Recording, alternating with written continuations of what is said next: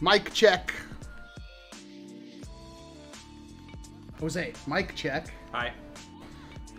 One more. Okay. Again. More. So I got these taco flavored Doritos and they're pretty tasty. They can't see you right now. It's audio only. That's what they see. This is what we have previewed. Y'all can't see this, but these are really good. Alright, yeah, okay, well. I guess we better hit the go button with all the go juices and the go thingies. Sup, everybody? Welcome to another Saturday night stream thing, number 132. This time, once again, I'm gonna take off my glasses because all you're seeing is a reflection and I don't need them because I got laser vision. This time with the LUCHATHOR 13. How's everybody doing? How's the day after Christmas going? The day after Toyotathon? Happy Honda Days? Classic Doritos bag. Hey, Miguel! I love you too, Gecko Gaming. In a totally platonic way. Wait, is he the one who said earlier that he was 13? Never mind, I don't want you anywhere near me. My heart is only for LUCHATHOR. My brother was playing the VR with the Quest, and he was like trying to grab and turn a key on a car in a game, and he was like reaching up here, and I did that. It's like the only funny thing. You hate it. I forgot you hate it. That part in Rick and Morty where he's asleep on the desk, and he's reaching out and grabbing his teacher, and the teacher is like, "Morty, another 5 minutes and I'm gonna start to get mad." And he's like, because he's like grabbing, fondling his chest. Jacob, all of the homo. Hey, Stefan. Dart Zone Pro Mark II mod. You replace the handle with a magazine receiver. I don't think that's going to go over well. It could technically work with the angled mags. I checked it, and it was actually pretty close. One, you have to destroy an $80 Dart Zone Pro Mark II, and two, it would make the grip substantially bigger. But it would be cool to have, like, basically, like, the thin grip from the Lepus. Plus, the little dart guides, they, spread. Oh, yeah, the dart guide. Sorry, I was... Oh, you're good. Hey, Mr. Sonic, nice to see you. American Foam, nice to see you. And Boomstick. Boomstick! I opened your package a little bit early because it had darts in it, and I was like super stoked. Thank you very much for the darts, because I don't think we had any fresh ones anymore. But I have not opened your actual package. That being said, I love you. Thank you for these, because you have no idea how good these are, man. Well, I mean, you probably do, but also, epic troll with the Dart Zone 2, the Dart Zone Pro Mark II box. But there's a present in here. We gotta open this and then we'll get to some tier listing. It's gonna be a long tier list. I'm gonna open it. It's going pretty good, Drew. What the F is this? Oh, I wonder what it is. I see a banana. Anybody else see a banana? I see a banana. Microshop Healy. I'm running out of jolts to collect, everybody. Hasbro better make some more, because thanks to Boomstick, I now own, like, all of them. There's another thing in here. And it's the freaking unicorn. So, we're missing the Nightmaricorn, I think, is the only jolt I don't have right now. Well, beyond the one that came with the agents, the Rebel Agent one. I don't have that, but I also don't think that exists. I don't think it was ever released. Can't show that on YouTube. Atticus, it was pretty good, buddy. What the Leonard Blasuka is? Yes, I'm very, very familiar with the Blasuka. I won't lie, my inhaler ran out, so if I seem a little bit low energy, struggling, it's because of that. I'm doing my best for you guys, though. The clinic, like the walk-in clinic, was closed, and for some reason my inhaler had no refills. I don't know why, but Maybe somebody could explain to me why the walk-in clinic gave me an inhaler, but it had 0 refills on it. Like, I'm an asthmatic. I need the refills. And they're like, no, F you. Fair enough. I did, Marco. I just skimmed through it. Correct me if I'm wrong, but he never actually shows it firing. He fires it once down a hallway and just says, oh, it's like 30 feet.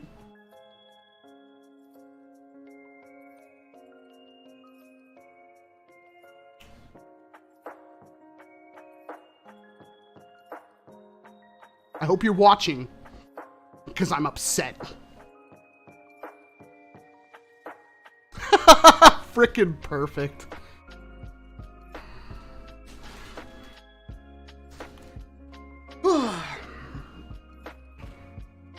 $91 people, 113 people watching. Holy crap. I guess we better get started, huh? Do you want me to scoot over a little bit, honey? Wait, you just call me honey? I always call you honey. Oh, okay. What did I get for Christmas? $100 Amazon gift card, which was the first time my older brother has got me anything for Christmas, besides like a hot sauce bottle set, like those little things. And I wonder what that means. And my uncle gave me a puzzle box thing that had money in it, which is cool, because that's like the only one of my family that remembers I exist, and I haven't talked to him in like 10 years. It's really cool. Like, I feel bad. I hope he knows that I'm like doing this now. That's one of the things, like, I don't think any of my family actually knows what I do. At all. Vanos fan, what do you think of Saber so far? I thought the first 3 episodes were awful, and I stopped watching it. It was one of the worst things I've ever seen. I don't like Super Sentai because it's extremely childish, and that's funny because Kamen Rider's obviously for kids, but most of the Kamen Riders are watchable as an adult and enjoyable as an adult. Saber was like a 1 out of 10.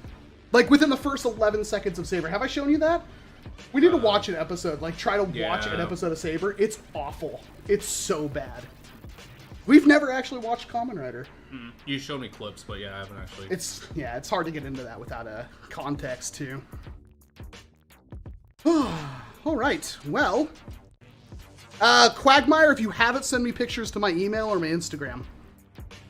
Because as far as I know, it doesn't exist. Anyway, we need to get started on this tier list because this is going to take a while. This is going to take a very long time. We are going to rank all 47 Nerf blasters released in 2020 on a tier list. Now, a couple of stipulations. We did no reshells, no re-releases for the exception of icons because they are fundamentally different in ways. Also, some of these blasters we haven't gotten our hands on yet, to be fair. And also, only Nerf, because we're trying not to put everything in D rank. Because if we didn't have everything, it would be everything in D rank. Oh, we only go as far down as Z rank? Yeah, okay. We should have a Z rank, but that would be like, the Z rank would be the highest level. It'd be above S. So... Oh, it goes so far down, it goes back up. Yeah. Gonna make us a little bit bigger. All right, chat, are you ready for this? Are you ready for the final tier list from 2 professional nerfers to lay down the law? This is absolute, irrefutable standings from the top professionals in the hobby. Yeah. This is the official final 2020 tier list for Nerf. Let's see what we can do. Everybody see everything. Everybody ready.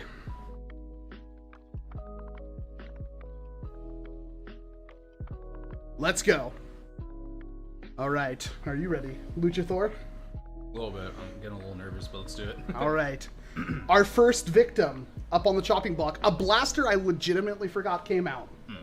It actually came out towards the end of 2019, but it is a 2020 release. And that is the Nerf Zombie Strike Alternator. It is a pullback prime Nightfinder style single shot. However, its main gimmick was its turret thing could pivot, and it goes a 1-shot, a 2-shot, and a 3-shot barrel. So it did all of them. What did you think about this blaster? I liked it. The grip wasn't my favorite, but that's the zombie strike in general. And it didn't lock in that well, so if you shook it, the barrels kind of went like this. Other than that, it's pretty solid. What do you think, chat? I actually agree with Boomstick. It was surprisingly effective for what it was. And it had some mod potential, which was good. This is one of the only times we're going to be able to say that through this entire video, is it had mod potential, because most of them don't. I think that it was a solid blaster. I think it was $15, if I'm not mistaken. Can anybody... We're seeing lots of Bs, Cs. I think chat's being a little, like... We got Hypergon right there with an A. But I have to actually... I think B is solid for the Alternate Era. But, chat, you got to remember... This is 2020 Nerf. So what may be a B-tier blaster might actually be higher. So... I'm going to give you a second to digest that one, but keep in mind, this is 2020 Nerf only. So you can't compare it to anything beyond what we got in 2020. Everybody's like, SSAA. That's the thing. And honestly, I would be stuck between A and B tier, but I actually think it had a gimmick, which is what I like about Zombie Strike. It had a mod potential. It is actually useful. I think it's an A tier. I think it firmly is an A tier. Compared to everything on screen, A tier. All day. Yeah. Yep. I think we're going to go with what Michael says. I think it's an A tier. I think we're going to firmly put the Zombie Strike Alternate. It might have been a little expensive. I think it was $15. But I think it's pretty good for an A tier, because it's basically going to go all downhill from there. Yeah. So... Up next, the Fortnite BASRL. Oh, you pronounced it correctly. The Basarl. This thing was the first time we've got a Nerf op of any kind. It's been a while since we've had a Nerf sniper, although we got 2 this year. Was a Fortnite tie-in, but honestly one of the better ones. But the Achilles heel was, it was really squashed and weird. Limited mod potential because it was Slamfire. Expensive at $40 or $50, I believe. And had magazine compatibility issues, which were somewhat mitigatable. You could actually shave down the back and get some more magazine compatibility, dude. But you couldn't get most of the mag compatibility out of it. I forgot about the mag issue. And it was kind of expensive. A lot of people are saying C's, and that's about what I was going to say too. I think it's a functional blaster. Yeah. I also don't know if it's a C. It could technically be a B, because it hit the performance marks of like sub 70, about that. It had Slamfire, which honestly worked pretty good for the blaster. The scope is really cool. Yeah. And it was rather comfy. Although, again, the stock area could have been designed a bit better. The barrel being the weird phallic shape it has. It was like a traffic cone. I see a lot of C's, and I'm kind of agreeing with the C's, but what about you? You got anything to throw into that? Not really, but I do.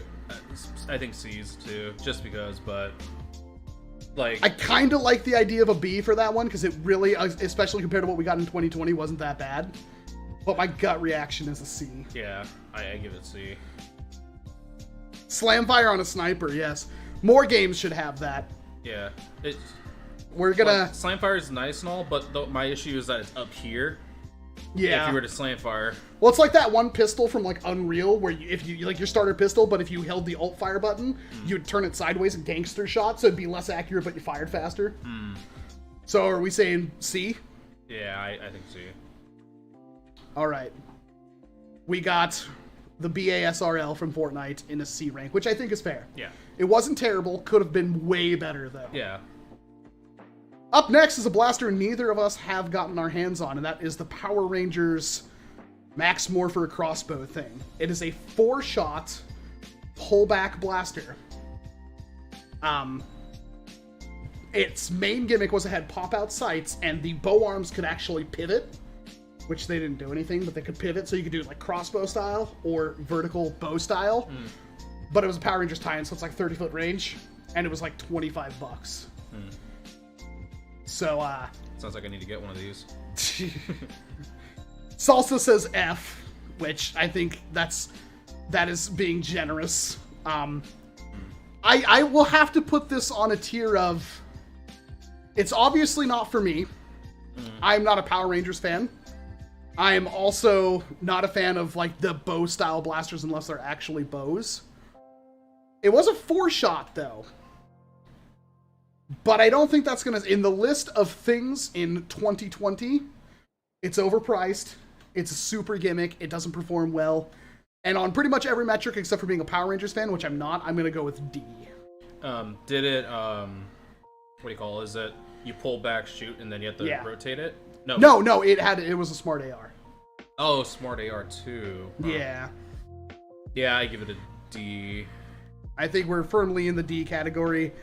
Looks like KP, Luke, Corn Dealer, they all agree. And I think we're pretty much on the two. There's really no saving it because unfortunately, it being so expensive, it's meant to be a tie-in, much like the Fortnite thing, but you get way less for your money than a Fortnite thing. Like, I know it's for kids, but it's one of those things where it's like you can make a blaster for kids and it still doesn't have to be bad. So, yeah, Rebel Bow was better. That's pretty true as well. Yep, so we're going into a straight D tier on that one. The first of many. Yeah, hopefully the D tier is not as super bad as we think. But my goodness. Speaking of which, D tier. Yeah. We have the Echo. No, wait, that's not the Echo. That's the Command. What's that thing called? The Commando? Sure. What is? I forgot what it's even called. The strong arm that's inside the. That's like we're professionals, right? Yeah. But I think it's called the Commando. Help us, chat. Commander. Thank you very much, Steelers cards. The Commander. Yeah. The first of many Elite 2.0 blasters. Did you know there was only one Elite blaster released in 2020? One. Which is astounding to me. Everything else was Elite 2.0.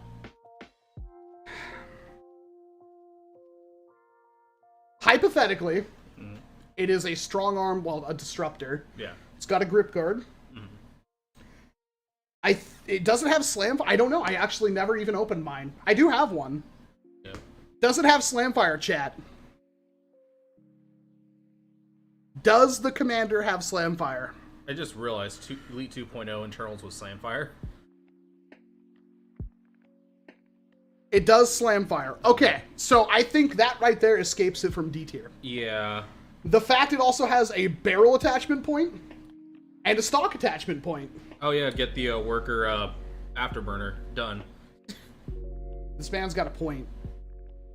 That's gonna help a lot of these. That's probably the best reason why they had the barrel on it. I honestly think, okay, so I have to take my bias for 2.0 aside. That seems like a solid blaster to me. Yeah, for what it is, yeah. That's why it gets a C. Yeah, I'll give it a C also. I wish... I'm almost saying B. Like, it technically, on every level, does what it's supposed to do, right? It has slam fire. I assume it hits at least 65 FPS. 6 shots. So it's basically... My thing here with this blaster is it's not a downgrade from the Disruptor. It is in terms of, like, modability, but I also have to point out that the original Disruptor wasn't very moddable either. The Stronger family in general wasn't really. Does what I'm saying make sense? I actually think it might be a B tier. Exactly. Like, Jolt King is on the same level as me right now. I think it's... I firmly think that, you know, minor ergonomics with the small grip, like the small top prime aside. You know what? Yeah, I'll give it B too. I think because it's basically... Yeah, see, Salsa, I get what you're saying. It is better. A Disruptor is better, but I don't think the Commander is a straight downgrade. All right? It adds more to the blaster while basically removing nothing other than the fact you can't really take it apart, which in this scenario, if we went by we can't take it apart, about every single blaster here would be an F. And the reason why the Commander's not getting any higher or lower is because you can't take it apart. But I think that a B is fair.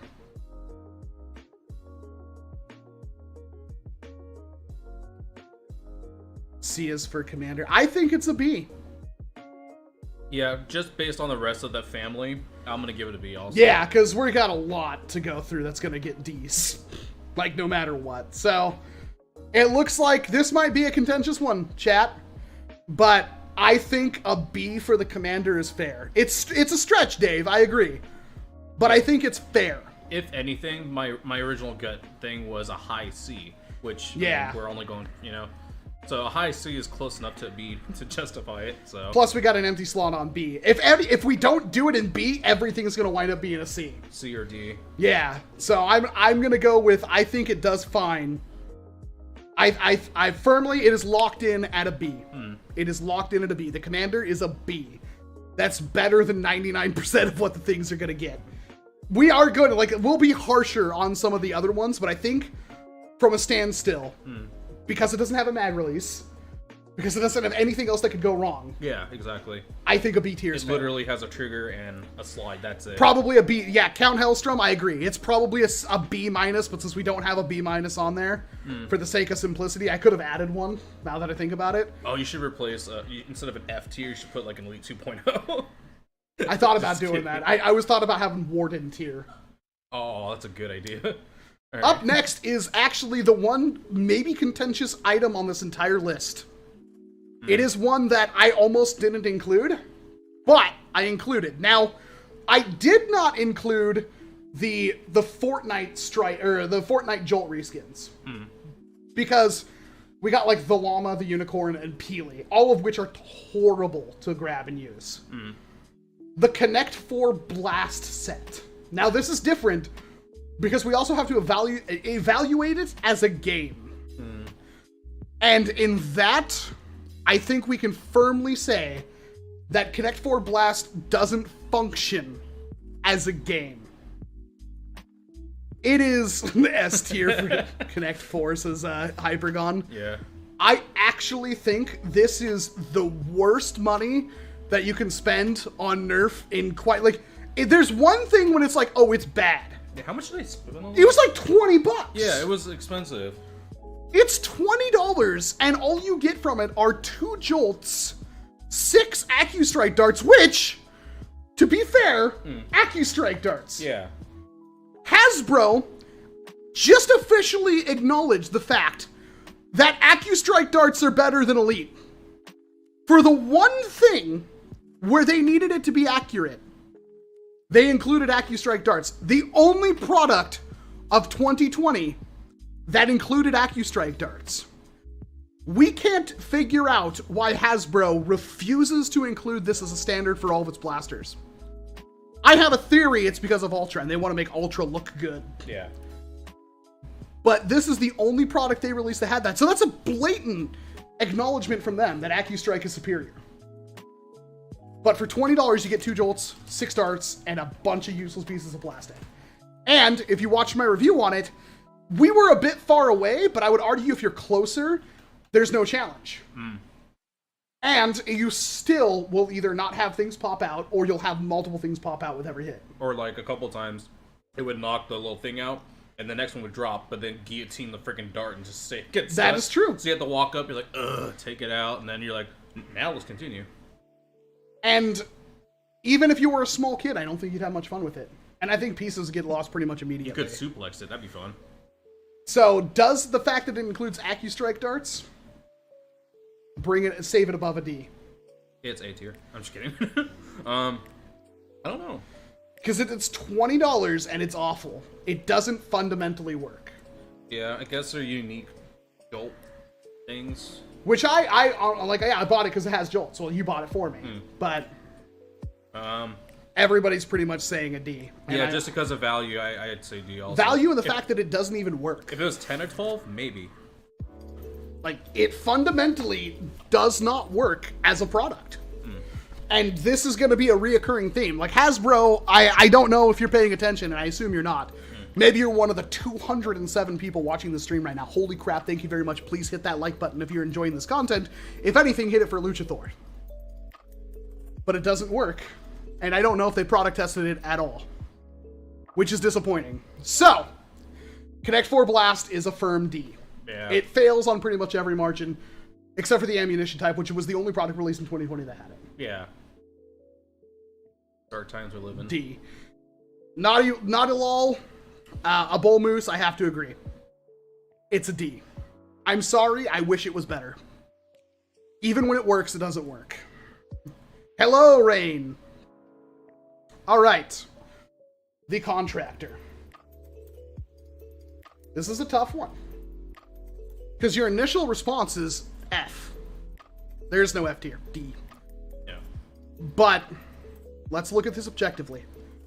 It is $30.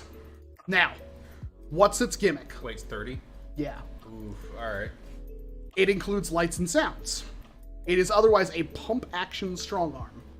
A pump action 8-shot strong arm. The ergonomics are weird. If you want to go grab mine out there, you can. I grabbed it before. I remember just gut instinct when grabbing it, you're like, what the? But I can chalk that up as the blaster's not meant for me. Do the lights and sounds work? Now, I'm going to be generous. I actually think the lights and sounds on this blaster are not only good, they are better than what was in the Revoltinator. I actually think that, because not only does it have unique sounds if you don't prime it, but it also, like, the actual shots and everything, like the light up tube where it has the tracking. The fact that it ends on the Nerf logo is dumb. But I actually do like this blaster. Like, for what it is, the Slamfire, like, actually, I don't even remember if it has to have Slamfire. You might have to go grab mine. I don't know. Where's it at? Chat, does it have Slamfire? Yeah. I'm fairly certain it does. I actually don't remember. I haven't formally done a review on it.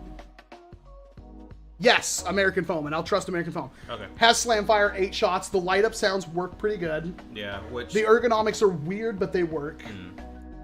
I think that saves it from a D tier. I think it makes it slightly better than a C tier. The problem and the bias that we have to overcome is that it's not meant for us. Yeah, which is... No mod potential, but yes, it's expensive, but it's big, lights and sounds, and it actually does that fairly well. Does the blaster does the blaster accomplish what it set out to do? Same thing with, like, the Commander. Yeah, that's a hard one, because... See, Jason says, gotta say B. Not a lol, B. Hypergon, B. I personally would say C, but... I mean... We should have probably had tiers in between, because I'm split. It's a hard one. Most of chat is saying B. I mean, technically it works fine. Yeah. There's a lot of other blasters that I would be more uncomfortable fielding than the Contractor. Yeah. Like, if you were like, Brett would run that in a war, Brett would run that in a war and actually do well with it, I think. Yeah, that's a hard one. My only issue is the price for what it is. But lights and sounds. Like, so we can't value that, but like... Yeah, and personally, I don't like lights and sounds in my blasters, but that's obviously... I think we need more of it. I actually wish, like, they'd do more blasters with built-in lighting. Like, I wish, like, the Infinus would have, like, light-up tubes on the side of it and stuff. I wish they would do more of that. I really do. If they want to sell me a $60 Strife, they can do it as long as it has good lights on it.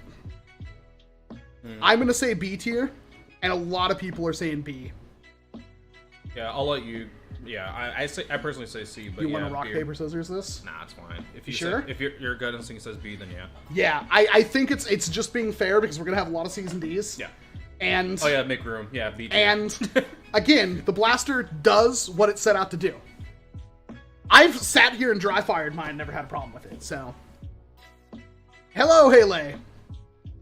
A lot of people are... So there's one that says A. Mikhail says A. C plus from KP. I'm going with B. Alright. Because again, everyone, B is middle of the road. And I think that's fair for the Contractor. It's not good, but... And we'll talk about this later on in the video. Because there is something important that we have to talk about that I'm going to do a video on. But I think that just because it wasn't meant for us doesn't mean it's a bad product. The blaster does what it set out to do. Fair enough, in my opinion. The Dorado. Yeah, you made one. I made one. In fact, I can legitimately, even though people are like, oh, Hasbro's design thing is 2 to 3 years, and no. Hasbro stole this from me. It was announced like 5 months after I did mine. So for that D for Dorado. Just kidding. That's actually not fair. So, I don't have one. I don't think it's actually released in the US yet. Does American Foam have a Dorado? That's my basis, because he's getting like first on every other blaster this year.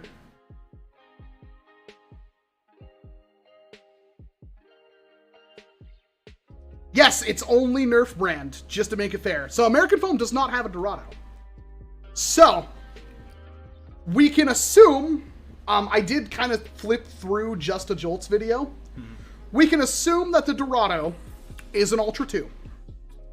In my opinion, that kicks it up a notch. Ultra 2 is a good blaster, in my opinion. I know that's contentious.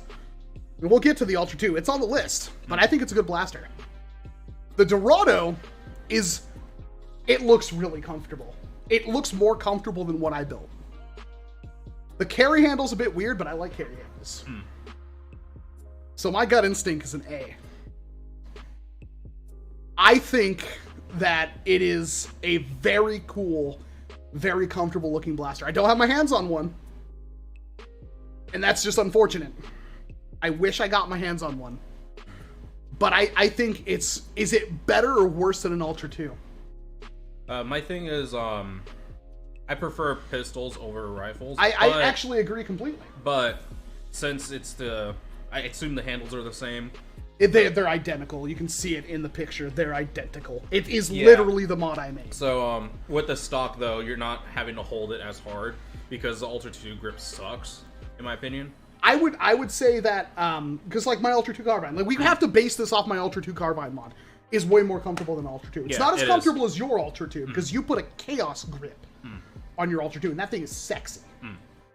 But my Ultra 2 Carbine is like, that's what I said in the video, like, it looks like it was made to have a stock on it at some point, and they cut it off and made a pistol. Yeah. Lo and behold, they did that. Yeah. The dart storage is okay. I think the foregrip looks good. The muzzle looks good. It's still a revolver, which is super cool in my opinion. Like, not often do I think like revolvers made into rifles is good. In this setup, I think it will. Yeah. And the fact that it's so comfortable,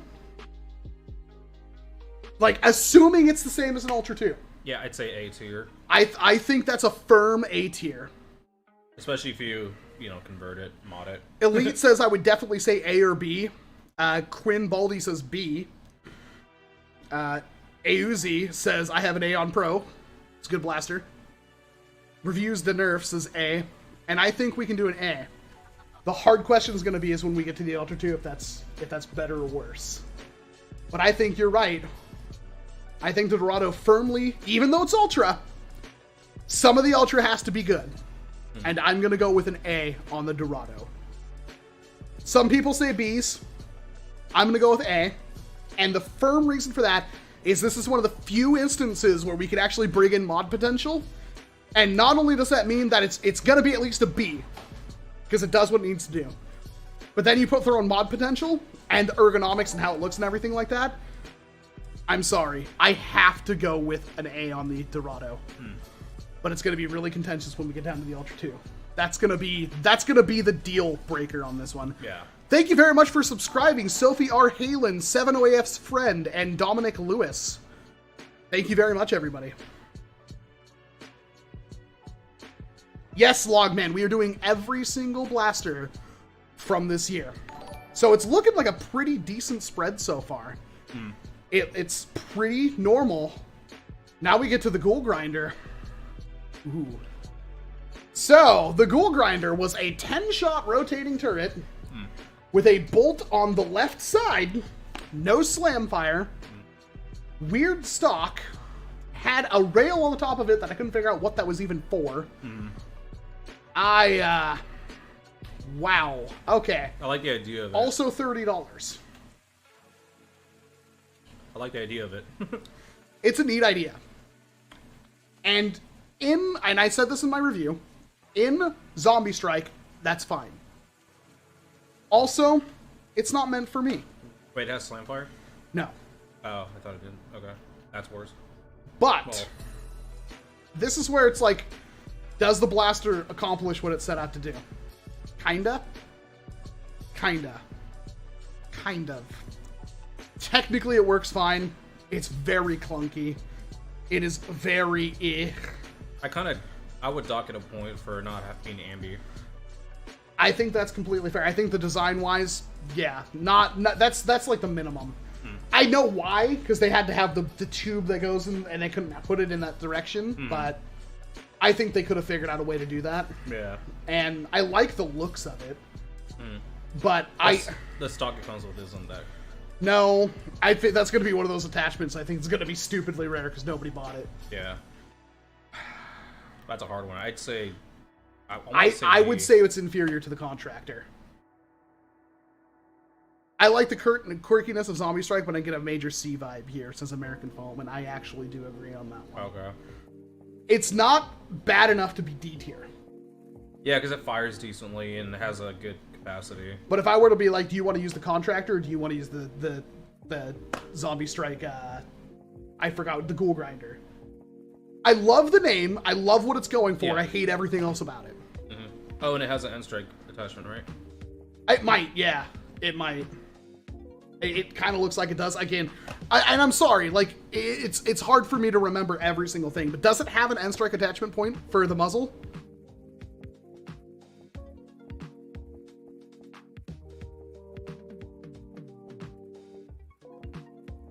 C for the grinder. Eggbag says it does. Mikhail says it doesn't. Rohiran says it does. Yes, lots of people says it does have it. Okay. So that saves it for... It's a C. Yeah. I'm thinking it's a C. Alright, so no disagreements. The chat seems pretty firmly on the C. It's worse than the Contractor, but it's not bad enough to be D tier. Yeah. Because it could be the crossbow thing, which is stupidly expensive. And Plus, it could be... Sorry to interrupt you. Reloading it would be a pain because it's... Yeah, it's awful. And in comparison to the Contractor, I think the Contractor's a better blaster, and that's one of the reasons why it's a B tier. This is our first major hitter that might be a divisive blaster for the entire hobby right here. The Mega Moto Strike, a blaster that should have been released 5 years ago. We got in 2020, and what did you think about it? Did you buy one? I didn't. Were you gonna buy one? I should have. I don't know. I think it's cool.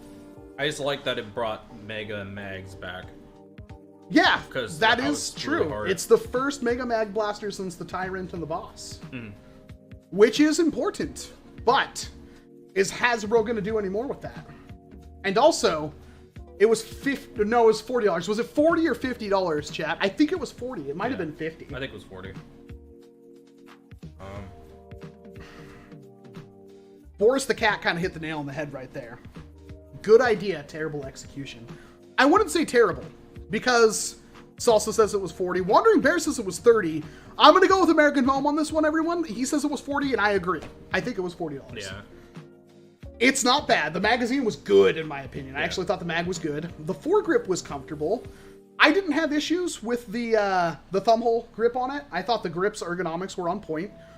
The top rail was horrible. Yeah. And the whole front of the blaster I hated. It was just like a meat tenderizer. But I think the biggest problem, and I have to dock points for this because it wasn't just mine.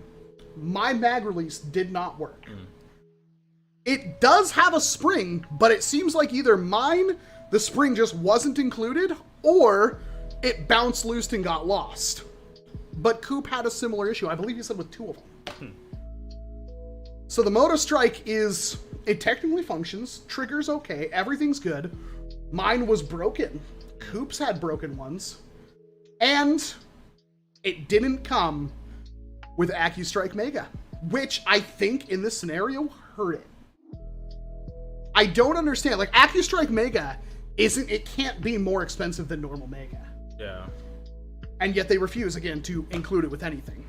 But it did work, and it did bring back mags. At $40, I'm iffy on it.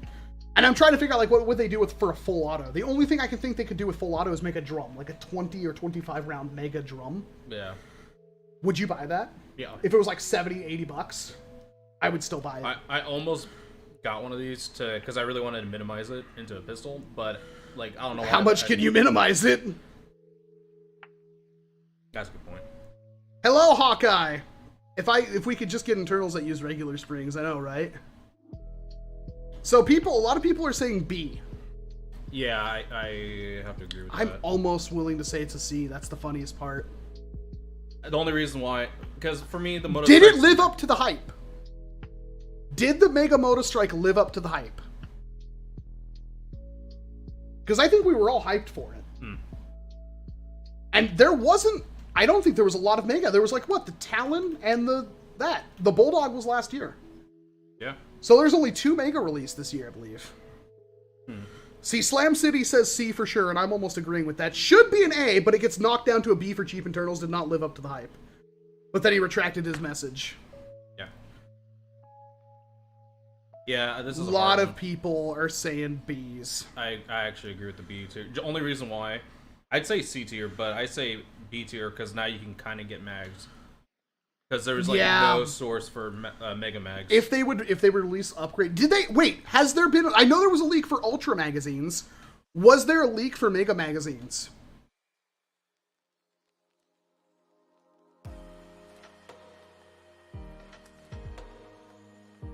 C tier due to the problems. If they fixed it, A tier. B because it's fixable. I don't think that's fair.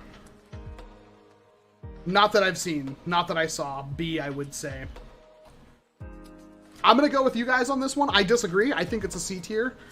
But it technically, even though mine didn't have a working mag release, it still worked. Yeah. So I think that's fair. But it should have been A. Yeah, it should have been. And that's the hardest part about this blaster. Now we're going into a new line from Nerf in 2020 that isn't Elite 2.0. But it might as well have been. Now, again, these blasters are going to be difficult. Because we have to pretty much compare them to each other. And we're starting off with maybe one of the worst ones. These are unique in the fact that they have basically weighted catch triggers where they only work when you like basically force them in a certain way, which pretty much means that you still have to hold down like a safety, but that pretty much means that they're relegated to they're not really useful except for one. And I think the reason why Black Widow's power move blaster, which I forget the actual name of, the reason why it fails is because it only shoots 1 dart. There are others that shoot 2, and there are others that are way cooler. And they're all the same price. And they're expensive at, what, $20? Yeah. I actually have to look this up. Yeah, I'm pretty sure. I'm gonna actually look it up right now. For all I know, it's like $30,000 by now. No, it's... Target has it at 14. No, yeah, Walmart has it at 20. If I compare it to every other Power Moves blaster, it's a D. Because some of them are going to be better. Yeah, because that one, like, especially for, like... I bet my hand would not fit in that thing. No, if you had I have the Black Panther one out there. It's my hand barely fits. Okay, then yeah, D. You could get a stripe for that. He's not wrong. 254 people watching. Thank you very much. Hit like if you enjoy this content. It really helps the channel. And we've got a lot more to go. We're almost an hour in. We're not even done with like 9 blasters yet. We are done with 9. Yeah. So I'm gonna agree. It is on the same tier as everything else in D. Yeah. I don't think I wouldn't say it's an F tier. It's a better value than the Connect 4, in my opinion. Yeah, but it's still fundamentally, in my opinion, fails at what it set out to do, because in the same line, there are better blasters, and Black Widow is a cool enough character that they could have done so much more.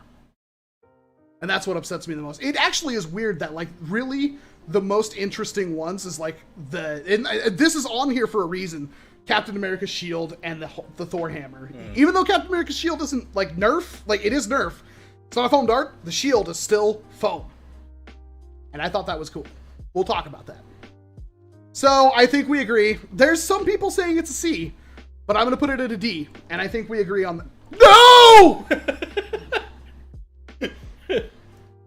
Alright. We're saved. We're good. F you side buttons on the mouse. Yeah, it's a D. It is a D. I think... Hope you enjoy it, Luke. Be safe with it, though. They hit really hard. Yeah, it's especially compared to the other power moves blasters, it's a D. All right. The finisher. This is an interesting one. Yeah, immediately, like, no. Yeah, no, it's not interesting. This one I'm not a fan of. So I think the finisher is the start. It shows signs of what's to come. Because it's actually not bad. And it is technically something we didn't really have. It is a magazine-fed Chronos platform. We did not have that. And they tried to do something interesting with the magazine. But plastic spring for the trigger. A really nice one, though. I love the trigger on that. Nice clunk. Like, I like that. I'm not a fan of it being straight up and down, though. But yeah, that's personal preference. And ergonomics, it was okay. It is more comfortable than, like, a Helios. I know people like the grip fed, but I think the grip fed when you have, like, a mechanical trigger doesn't work. Yeah. And aesthetically, it's pretty awful. I don't like that when you prime it, the little thing comes out the front, like... Oh, I love it. And we need more blasters to do stuff like that. Oh, I should put a little, like, alien face exactly. on it. Yeah. So it's like... The finisher goes on sale for $8 to $12. That is true as well. And it's only a $15 blaster and it's magazine fed. And it hits 90 FPS. And honestly, the Project Athena kit that I got from France Foamworks, it's not bad. I actually thought that kind of redeemed it.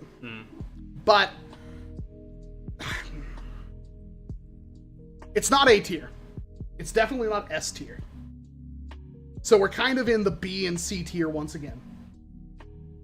This is going to be hard. A lot of people say B, and my gut reaction is a B. Yeah, I agree. Because go on. My thing is, since you said, what do you call it? It was like the first one to show signs of like plastic springs and all that.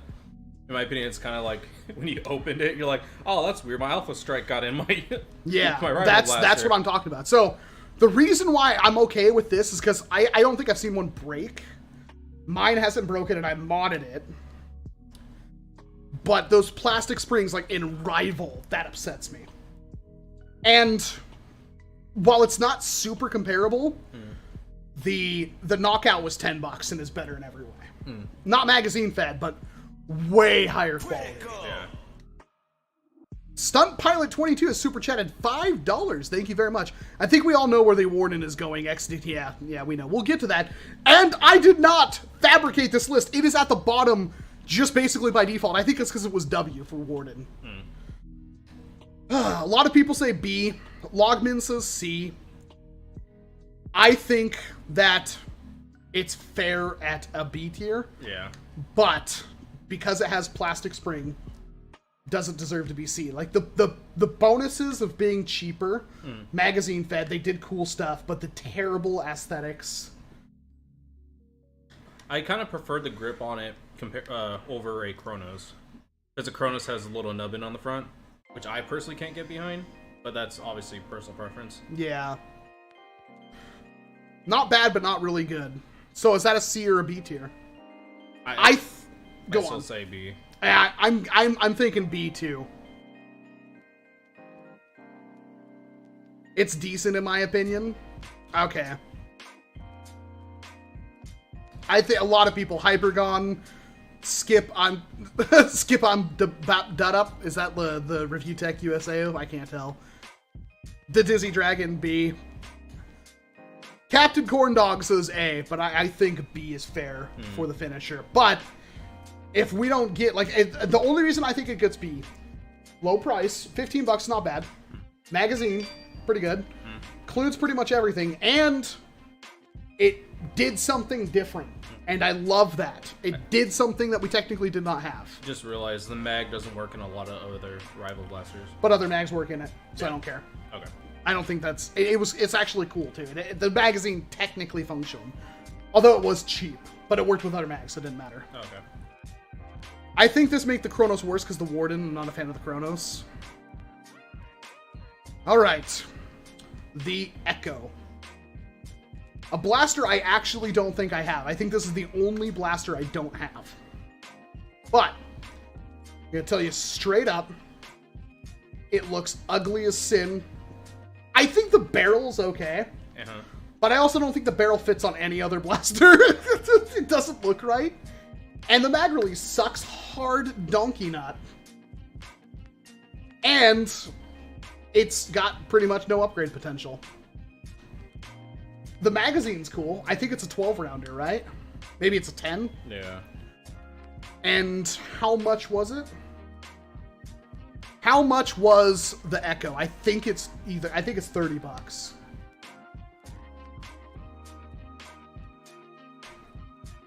$30 is Hypergon. Yeah, I think it was 30 now that 25 or 30, 45. $30. James says 30. A lot of people are saying 30. Okay. It is the weirdest part about Elite 2.0 is that so many of them had attachment points, and yet most of them didn't come with attachments. We got what? Basically just the Echo and the Phoenix. Yeah. That's it. All the other ones didn't come with any attachments. So they pretty much tried to sideline you into buying the Echo just to get the attachments, but I think it's a straight up downgrade from the Retaliator. Yeah. And the Delta Trooper. Doesn't have Slamfire, chat. A lot of people are saying C, and I'm already leaning towards C. That is the Contractor, Vinny. Oh, it does have Slamfire? I still think C. I'm thinking C too. It sets out to do what it technically wants to do, but it is definitely not as good as... It's offensive. I think it's offensive, and I think that's why I'm thinking C. It's not bad enough to be D, but it's not good enough to be B. Yeah, I agree. Warden also has Slamfire. Well, yeah, technically. It's a poopy Delta Trooper, says Travis Shea. Yeah. Mag release is awful. That's kind of like the for par with all of them. Honestly, I haven't used it to know, but I'm just going to assume. I think we could say C. It's not bad enough to be D tier. But it's not good enough to be B. And it's definitely not above a B. It didn't rewrite the rules of Nerf. Yeah. Here's our first major hitter.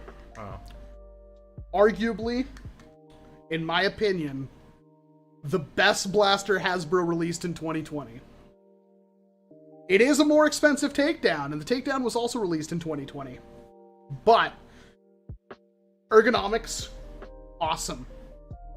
Looks, probably one of the best blasters Hasbro has ever made. Slamfire. I know the pump can be kind of slippery, but I don't think that's that bad. Came with a target that, if you use it on concrete, works. Otherwise, it don't. But target could also be used for other things. That's the little one that flips around? Yeah. Okay. I firmly think, even though it's just basically an 11-shot takedown, I think the Saturn is our first S tier. That is a blaster, and if you have one for sale, I want you to send me an email, because I still want a Jupiter and I don't have one, and I don't know if I'm going to be able to ever get one, which sucks, because they're expensive now.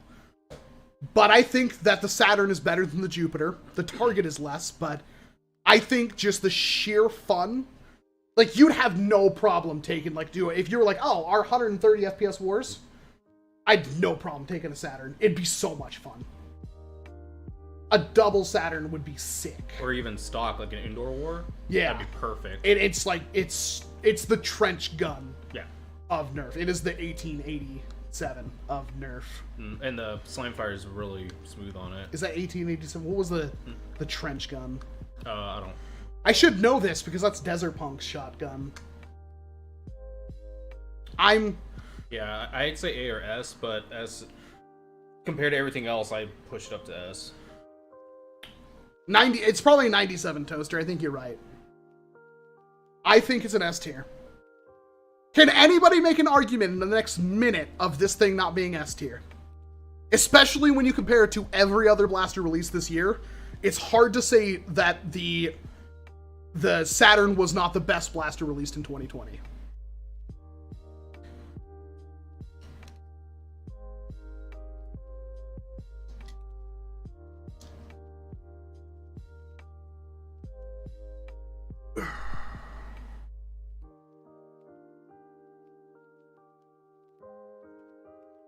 It would be cool if it shot too, like the Atlas. But I don't think they could have Slamfire with that. Yeah. There is pump slip, yes, but I didn't really have a problem with it. And if you have bigger hands, I think that will be less of a problem. Yeah. It's fun. It does what it's supposed to do. The price tag isn't offensive. It looks good. Sonic said the color is poopy. I like it. Yeah, it reminds me of the like OG Raven. And that stock, it could be slightly bigger, but there's a 3D printed part to fix that. That makes it look even cooler. Yeah. I think it's an S tier. Yeah.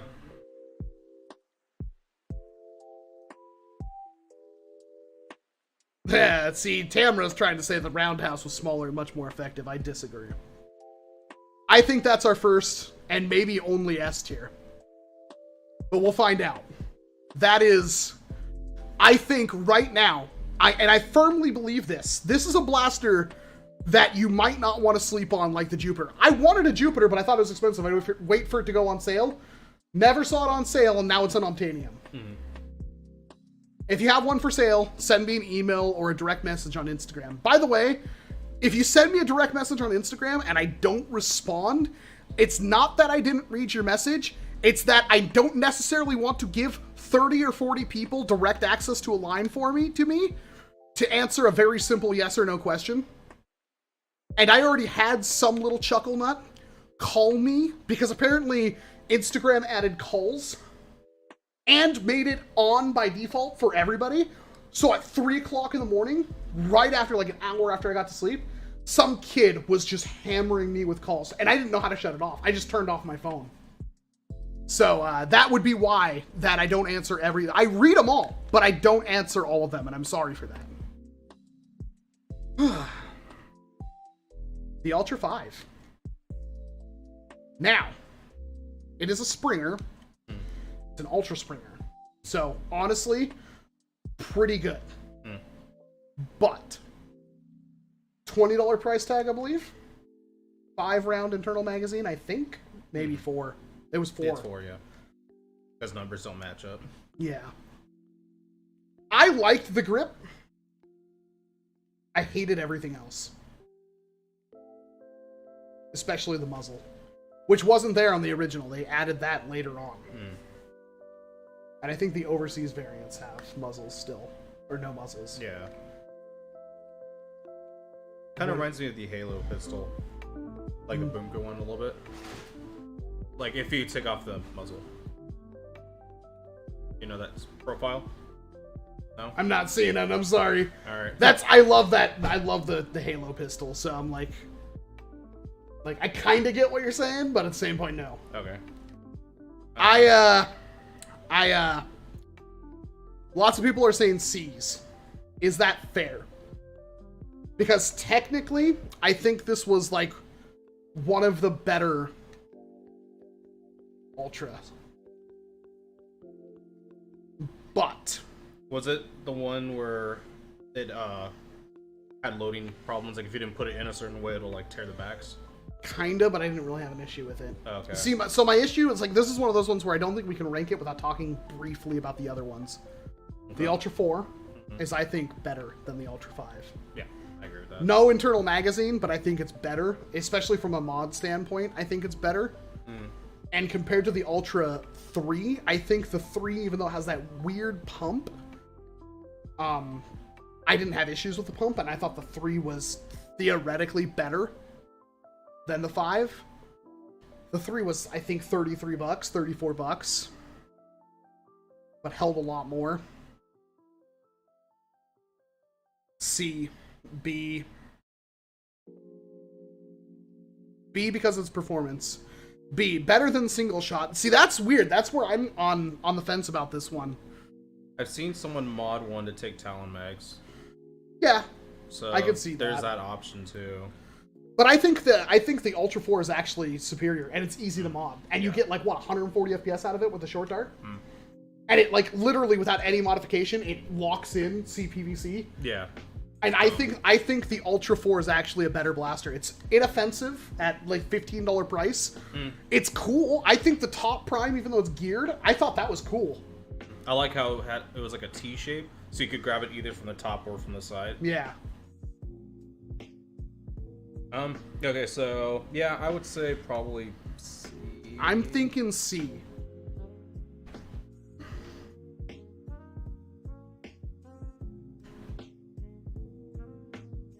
B, D, C. Well, I agree. That's also inexcusable. The 4 and the 5 should have been switched. C tier for sure, says Slam City. Salsa says B. Jose Pagan says B. It's really split down the middle. It's really, like, it's hard. Yeah. People, oh god, this is the worst one. What you say B? No, I said C personally. You said C. It is our list.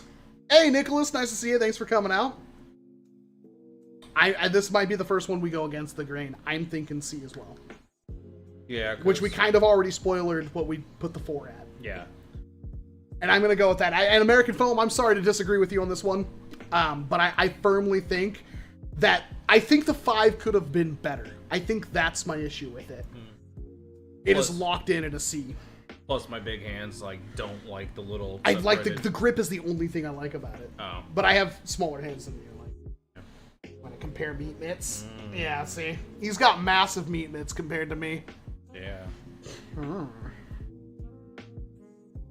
All right, the flight. Now, I'm sure people had theories on this one when it came out. Now that you got your hands on the Phoenix, how do you feel about the flight? That's the major question.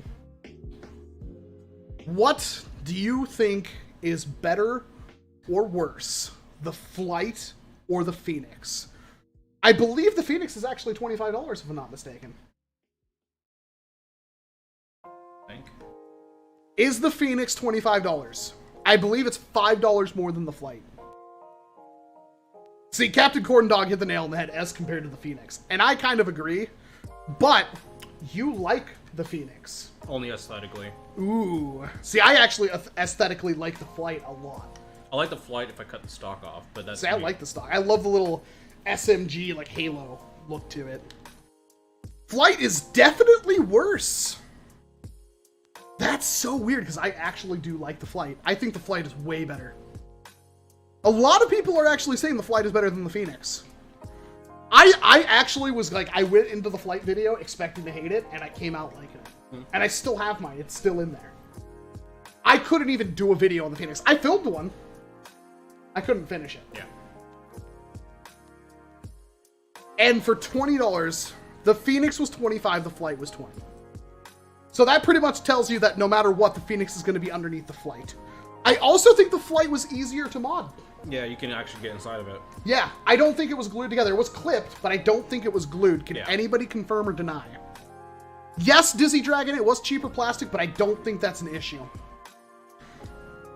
Plus it came with a 10-round mag. A sweet-ass black 10-round mag. And that's the only way you're going to get it. And it's official nerf. Wasn't it slightly translucent? Thank you very much, Jordan. It was clipped. What was that? Wasn't the mag slightly translucent? Nope. It wasn't? Nope. Oh, okay. Good recall. So, where do we put it, though? $20, it's less than a Strife, but we're only comparing it. And the worst part about the flight is it actually exceeded my expectations, which were incredibly low. So how do we rank something like that? Is it possibly deserving of an A? Can we make an argument for the flight being deserving of an A? It was moddable, although I don't think there's a cage for it yet. The battery door not requiring a screw. Yeah. Granted, it's cheap plastic, and it could break. Mine has not. That is a major bonus to me. I thought it was comfy. The grip was decent. I didn't like the rug figure because it was like a, mine was like a block like this. Yeah, and mine was pretty sticky like sometimes. It came with 20 darts. I'm not even including the darts, to be perfect. They're elite darts. I don't know. I actually really like it, Captain Falcon. I thought it looked sweet. It was flush on the top. The front was stubby, but it wasn't nearly as stubby as the freaking... I know people like the Phoenix because it looks like a bolter. And I liked the Flight because it reminded me of the SMG from Halo 2. Stunt Pilot 22, thank you very much for the $2 donation. The Minions tank is not nerf. That's why it was not included. And that would have been S tier. Critical! So can we... Lots of people are saying B. I'm almost pushing an A. I was thinking B too, but if you It's think hard. A, yeah. Because it was $20, came with a mag. Like, that was a good deal already. The lack of a screw for the battery door was a major plus to me. Yeah. Performance was all right. In fact, I think mine hit a little bit harder than normal. I think mine was like an 80 FPS. I can't remember. High B tier. And again, comparing it to the Phoenix, it's definitely better.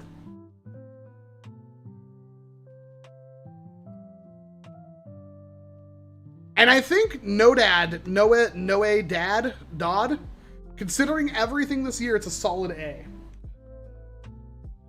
And honestly, like, it's one of those blasters where it's like, I know it's Alpha Strike.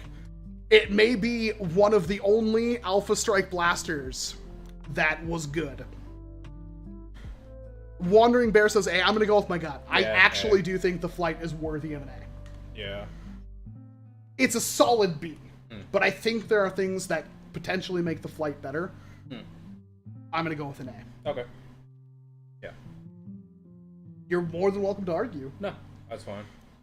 Don't be too passive. If you have, like, an actual reason. No, it's just minor. I bet if you go out there and pick it up right now, you'd be like, yeah, it's pretty cool. Eh. If I were to give you both a Phoenix and a... I'm personally not a fan of it, but I get that it is better than most of the other stuff. You don't like flywheelers, though. It depends. I'm very picky. It's A, says Dave. Yeah, it's total A, says Adam. Reviews to Nerf says A. Just drop it in A. It's dropped in A. Yeah. It's locked. And that's A is blasters that I think are legitimately worth your time. S tier blasters you should have. A tier is solidly worth your time. B is, and I think we're doing a good job so far. B's are maybes. Like, I think they're definitely, they are run of the mill. If you have a niche for them, they're worth picking up. C's are where it's harder to buy, but there is some value. D's are do not buy. And I think we've done an excellent job of that so far. Yeah. And now it's about to get even more fun. I thought I split these three up, but we're doing 3 Fortnite blasters in a row. The Fortnite DG. Oh boy. What did they do to my boy? How do you F this one up, Hasbro? No Slamfire either, right? I want to add another tier just for this blaster. Doesn't have Slamfire. I did not buy. But doesn't have Slamfire. This is one that is, yeah. So, I don't think we have any disagreement here. Dr. Flux broke his. Oh, did he? Oh. Yeah, and it's a really, really bad, like, really easy break. And it's expensive. I think it's $30. And it's inferior to the Villainator in every single way. The only redeeming factor is it has furniture on it that is very close to the actual Thompson. The stock, I would love to buy it just for the stock and slap that on my Rust AK, or my Rust Thompson. And the muzzle as well. Yeah. But it is a freaking joke. It is one of the worst things that Hasbro, and this is a lot in 2020, but this is one of the things where it's like, it's irredeemably bad. It is, there is no redeeming factor other than cutting it up, which Dr. Flux did, that makes the Fortnite DG salvageable. You should make a new tier and call it Hasbro. Hasbro tier, yeah. It's bad. It's horrible. Yeah. Do not buy, even on, unless you find it for like $10. Do not buy. If you find one at Goodwill, it's most likely broken. It is horrible. But we can wash that taste out of our mouth because the Fortnite IR. Have one. Haven't done the review on it. Probably won't. I don't know. You'll have to convince me, chat. The DG does have Slamfire. The Shockwave is bad. I didn't know it had Slamfire. I don't think it would survive Slamfire. I still don't think Slamfire saves it, TRK. Thank you very much for the 2 ducats. It is bad. Yeah. But the IR. Now, I think this is an above average blaster. Yeah. The reasoning is that it looks cool. Comes with only a 6-round mag, but who cares? It's compatible with most Nerf mags, if not all of them. The stock is awesome. The barrel is cool. And that's one that you could actually put on another blaster, which is a good value. But I think it's $40.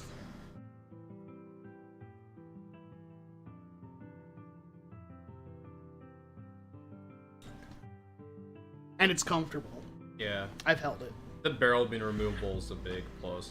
Just because you can throw that on, say, you know, the hammer storm's coming up. So it's a solid B pick, but does anything shove it into A tier? It is expensive, but the attachments alone are both excellent.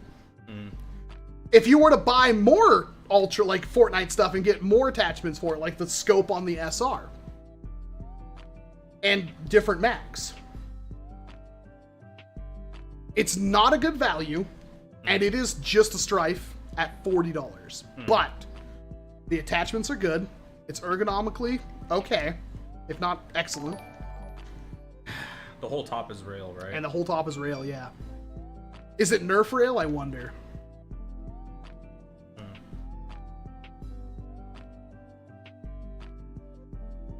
Bad ergo, somebody says. I'd say A or B. I'm trying to figure out how to push it into an A tier, because I actually think the attachments alone are worth it. Yeah. I mean, that barrel is something else. Like, you will want that barrel. Yeah. Like, even if you have any kind of Nerf collection, you're going to want that barrel. There's going to be a point in your life. Like, it might not work for every blaster, but even just, like, if you were doing, like, a cosmetic mod, that barrel is awesome, but the stock is, like, a must-have. Not only is it like a buffer tube style stock, it works on so many blasters. Probably the best, the Diatron or the Ravonix 3, or not the Ravon, no, the Pyragon. Ravonix 360 doesn't have a stock point, does it? Maybe it does. I think it does, actually. Basically anything that's like a white base. Ooh, the Stormtrooper Deluxe Blaster. That too. Actually, I think that was already done. I think John did that, Optiman. And I think because the fact that it has cool attachments pushes it above, like, I think you should buy. It's a hard one. All right, chat. I want to see. This one's on you. B or A tier? B tier because of the price. A tier because of the attachments and the fact it has really nothing else wrong with it.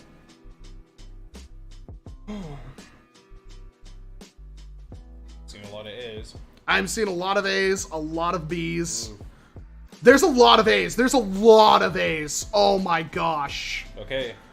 I think chat has spoken. Yep. I think we're going with an A. And I don't disagree. This is a good thing though, because I think no matter what was wrong with it, the overall package still made it worth it. If it was a $25 or even a $30 package, I think it could be S tier. Yeah. But at $30 or $40, it's hard.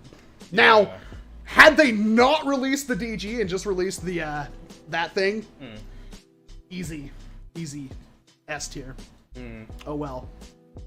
We're gonna move on to another potentially contentious blaster pick, the SR. Can we think of anything wrong with the SR? Thanks for that, Hawkeye. Glad to know it's 20. I haven't even opened mine, and I bought it 2 months ago. Scope, revolver. Nah, I'm not impressed. I say B or C. It's worse than the Doomlands one. Is it? Is it? Which Doomlands? Yeah, I'm gonna say that. The Persuader and Liberator, right? I actually think it's probably better. Is it better than the 4 Victory? How is the Russ Thompson? It's in pieces. The stock broke off. And I think I lost the barrel, but it's still, like, the overall body is still fine. One thing I will say is I like the aesthetic, and the grip looks comfortable. The grip looks really comfortable. I do have one. If we have to break out mine, we can. Okay. Oh. Holy crap! Tiffany with the $28 Canadian. Is that like $5, $6 American? Oh god, no! My mouse! Well, first of all, thank you. Second of all, that weird pear thing is going to give me nightmares. But thanks for thanking me for being me. It's hard to be anybody else. Or maybe she's talking about you. I mean, he's the better looking one. But thank you very much. Eggbag says the 4 Victory is a lot better. I really wish Tiffany here could have weighed in a little bit more. B, says American Foam. Performs okay, cool scope, good grip feel. But it's $20! Now, should we dock at points for that? Because it is a pistol. And it looks like it may be bigger than a 4 Victory. Plus, what's coming up is cheaper too, and they probably perform the same, right? And here's the problem. $20 is the same price as a Villainator.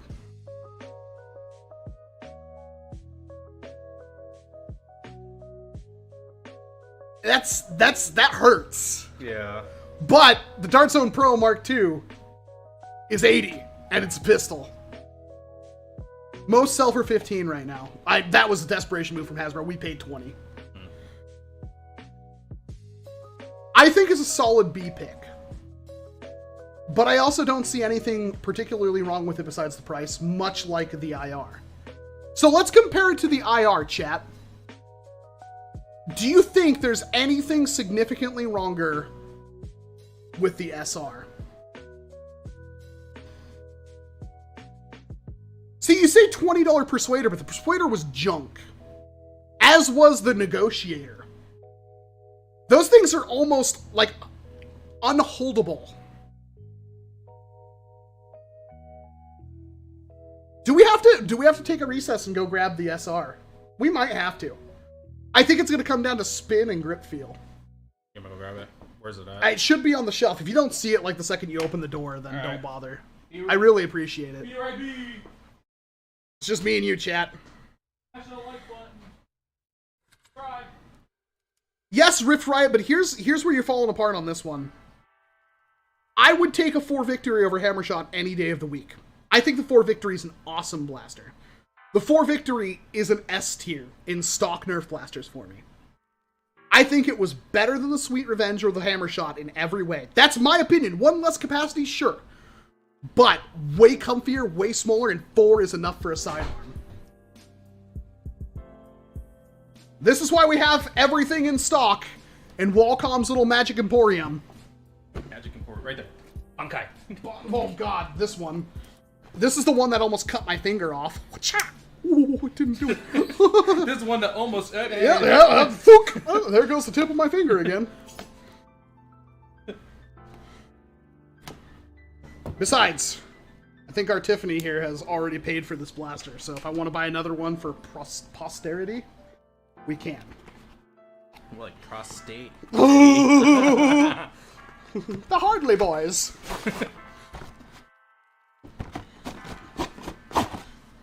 Oh my god, it's huge. Yeah. Okay, yeah, it's like twice as big. Good golly, Miss Molly, this thing is big. See, I would ask you to get a 4 victory, but I don't know where mine is right now. I hope I have 2 now, though, with the whole collection purchase. Yeah.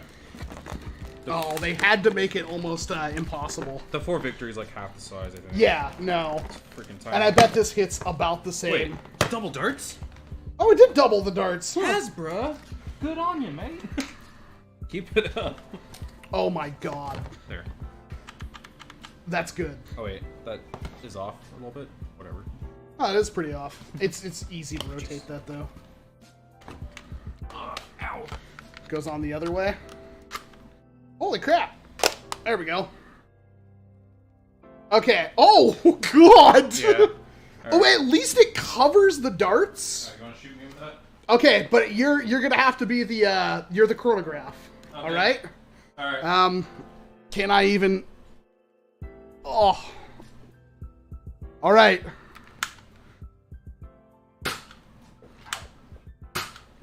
Ooh, it slaps. Ooh. Ooh. Okay, that bumped it up a bit. It actually slaps.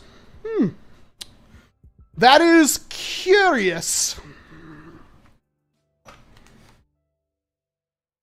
Oh wow, that is comfortable. Yeah, that's like your 500. That's like the same grip as your 500. Yeah. I'll now have to buy one of these. I mean, we have one here that I just opened, and I need an unopened one, so. And I should note, not only does this stick to the rail really good, it's got a reticle in it and a piece of plastic. You can see the reflection of the monitor there. I'm sure many of you want to see this. Crosshair stereoscope trained on WALCOM's forehead. And it's cool looking. That's dart storage. This is why we keep him around.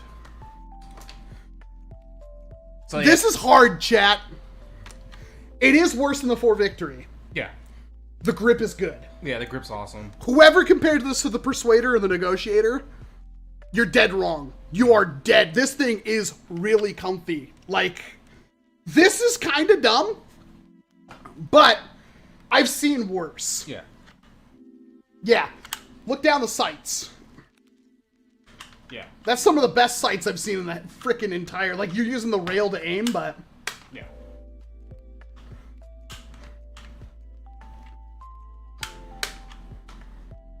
Yeah, that's really comfortable.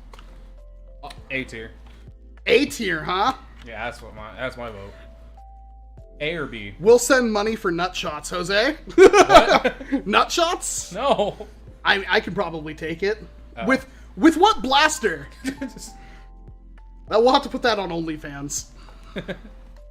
I think a lot of people say B, some people say A. Off topic, the scope would look great on the IR. I agree. Oh, this is so hard. This is so hard.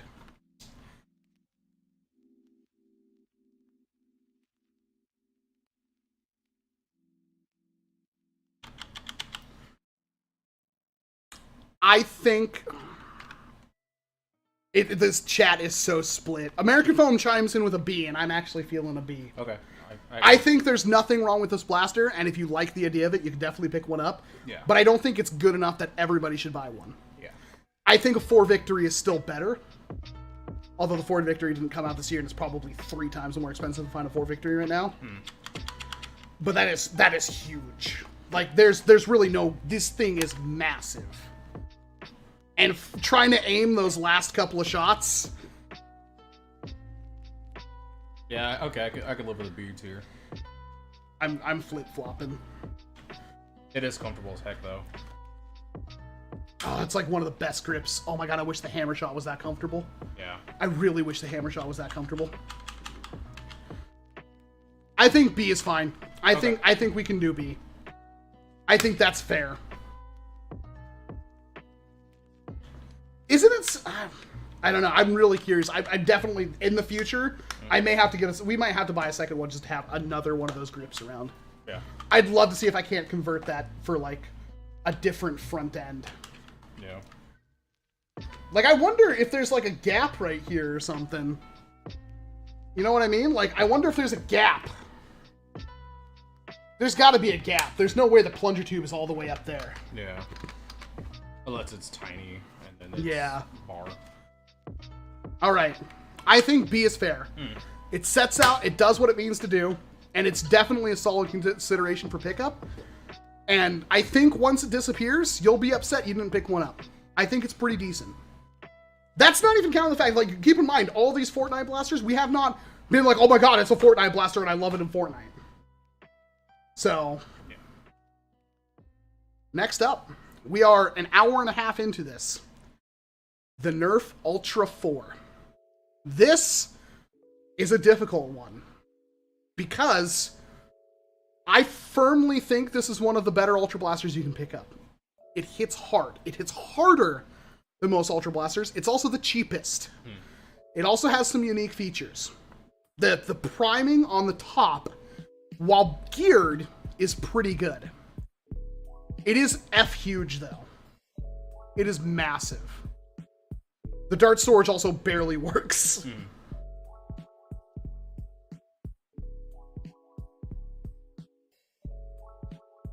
But it does have modability. So we haven't done a video on it, but just removing the air restrictor out of the Ultra 4 and standard CPVC. So the way the Ultra barrels work is they only have like a small tightening ring that fits around the dart. That's suggestive. Oh god, that's really suggestive. I thought I had an Ultra dart around here. Should I go fetch one while you talk? No. Okay. I could have swore I had one around here. It only has like one point of contact on the entire dart. And for whatever reason, try it if you own one. CPVC will lock in there perfectly fine. You can't even shake it loose. It's like the perfect fit. And just loading a dart, putting it in there, firing it with no air restrictor was like 140 FPS. No spring upgrade. Which means for 15 bucks you could get a really decent little pistol. Hello, Jordan.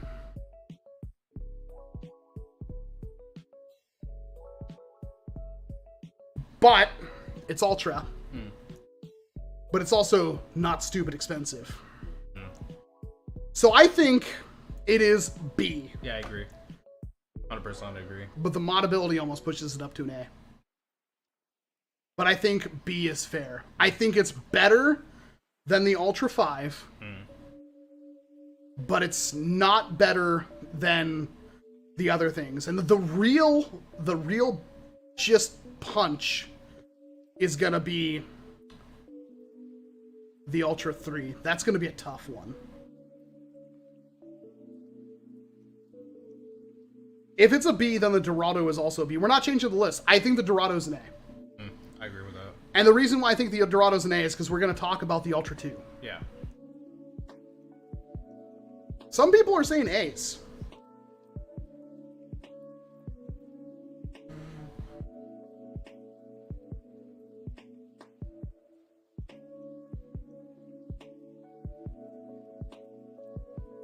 Most people... You know, a lot of You got muted? I don't know why you got muted. I didn't see anybody mute you. It might have been a misclick from somebody. A lot of A's. I think B. I think we both agree pretty much instantly on a B. Yeah, I agree. And I think that's fair. Because it's good, it's just not so good that everybody has to pretty much buy one.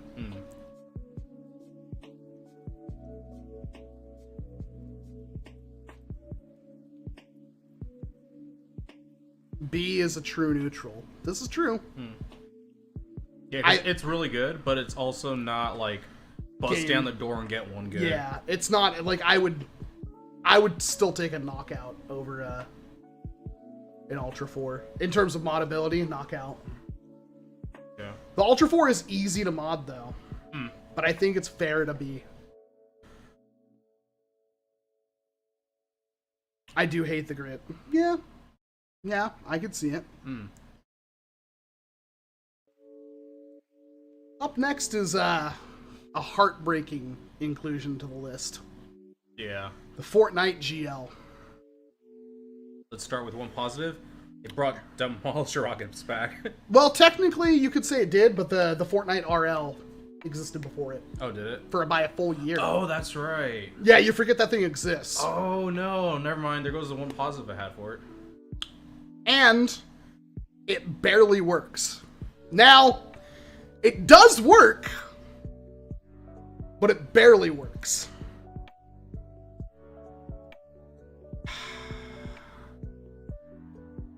And I'm already seeing a lot of C's, and that's honestly my gut reaction of where it should go. My case... Do you want an M... What is it? M... Is it... It's not an M203, is it? I don't remember. Do you want a rotary grenade launcher in Nerf? $60 is a small price to pay for that. Yeah. Does it work? Barely. But do you want that? That's about the only way you can get it. $60 is a massive price tag, but for how much you're getting, all things considered, that's not that bad. Could it be cheaper? Obviously. But I think that $60 is a fair price tag for what you see.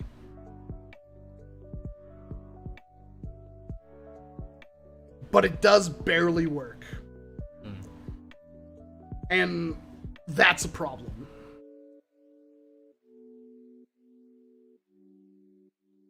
I honestly think it's a C. Here's my reasoning, chat, and you're more than welcome to chime in. Here's my argument for the GL being a C tier. It is something that we don't have. It is new, unique. $60 is not that bad in my opinion. You can certainly do worse. You got 6 Demolisher rockets with it, and technically, sometimes it works great. Ish. And I think it's just because it's a disappointment. If it worked flawlessly, and it hit reasonable ranges, you know, maybe 40 feet, I would put it at a B. Maybe even an A. But we get like maybe 15 to 25 on a good day. Yeah, so C. I think that puts it above a D tier. Is it disappointing? Yes, but there are still reasons to pick one up. The least of which being, do you want Thing? Because that's the only way you're going to get Thing. Yes, Valor, you are right. However, I have tested it with Demolisher rockets and I had the same problem. The rockets hit the barrel.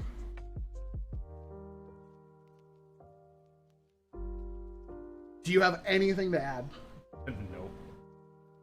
Oh, the rail, isn't it slightly slanted too? The rail on top? Yeah, but that's Fortnite. Yeah. I think of all the Fortnite designs, besides the IR, I think that's the least offensive one. I think it fits the bill perfectly. I think if you painted that thing black and OD green, it would fit right in, or like a tan, like a desert orange or tan. I think it would look like the freaking rotary grenade. I'm drawing a blank on what it is. Yeah, I still agree with C tier.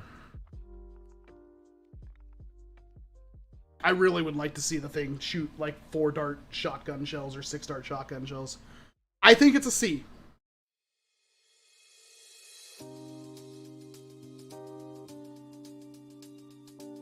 I think we defined C tier earlier as blasters that aren't very good but still have a use. And I think it firmly fits that description.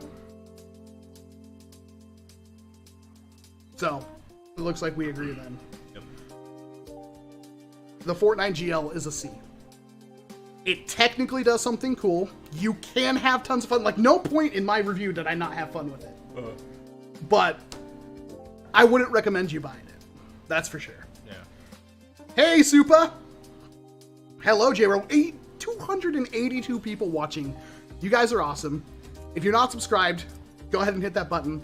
I will be doing a formal video on this tier list, by the way. This is not the only time you will see this tier list, because I'm going to refresh all of this and the reasons why they're in their places in a very long video. And also hit that like button, because it helps the channel a lot. Thank you very much for joining us tonight. We still have a lot of blasters to go through. We got a lot of time to go through them. We're going to be going for a while. Those are really cute little emojis, these cats. I don't know what they're from, but they're adorable. The Hammer Storm, I believe it was called. Yeah. How much was that? Because I bought one, but I think I bought it on sale. I think it was 15. How much was the Hammer Storm, chat? Can you help us out with this one? Thank you, Thrasher.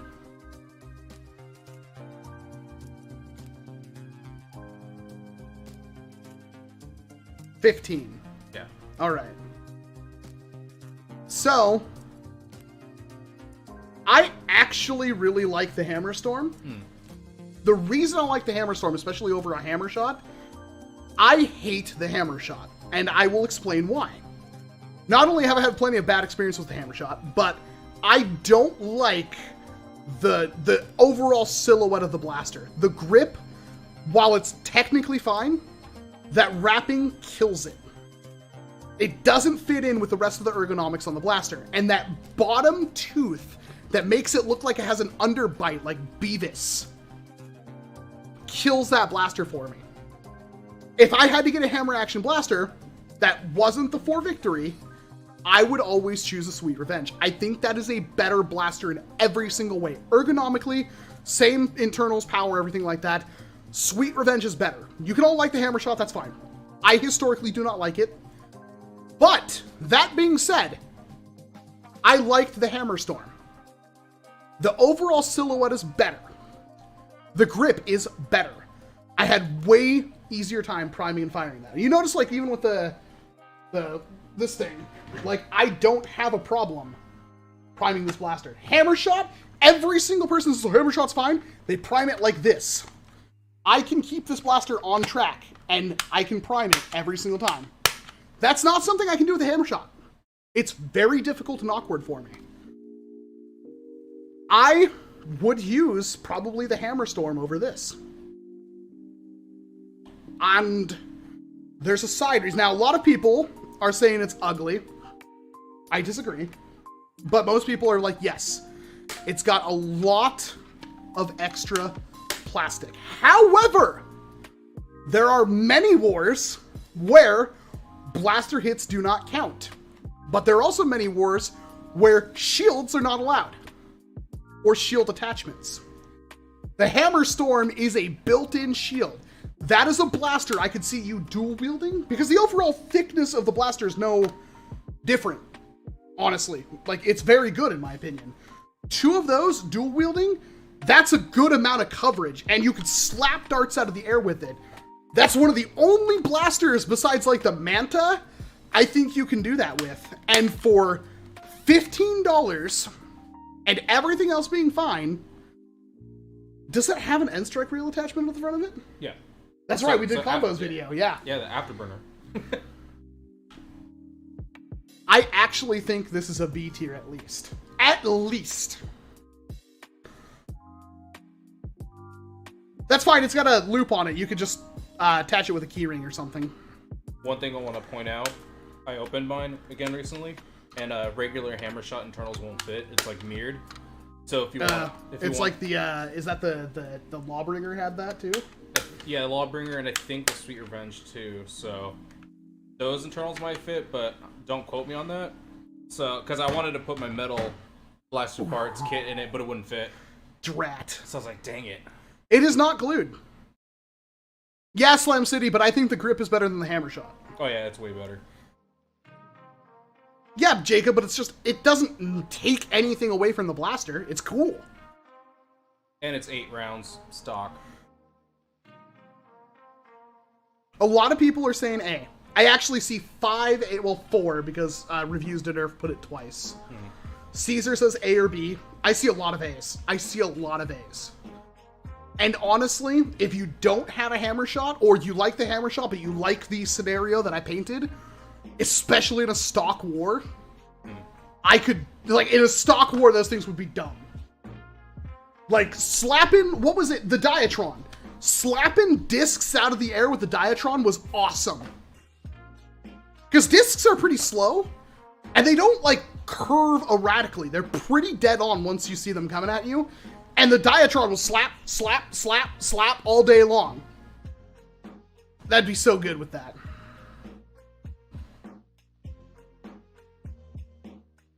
Now, the Hammershot was re-released in 2020. Oh god, yeah. And those were sad. So, in my opinion, it's better. Yeah. But that's my opinion. So, can we put the Hammerstorm better than the 2020 Hammershots? I'd say yes, because they function. I haven't taken mine apart. They seem fine to me. I haven't really tried that hard with them, though. Yeah, I've heard a lot of people having problems with their cylinders. And the hammer's not catching. You can make a holster for it. I don't want to see can't holster. You can make a holster for that thing. I bet a 3D printed holster would be pretty good for it, too. Like, that's one of those ones I wish I could get, like, a Kydex holster for. We can definitely say it's a B tier, but can we say it's an A tier? I don't think we can say it's an A tier. I think it's firmly at a B tier. Does anybody disagree? I think it is definitely a blaster worth buying, but it's not something you really have to buy. Yeah, I agree. It's not for everyone. I think it's firmly a B tier. Hey, Fish.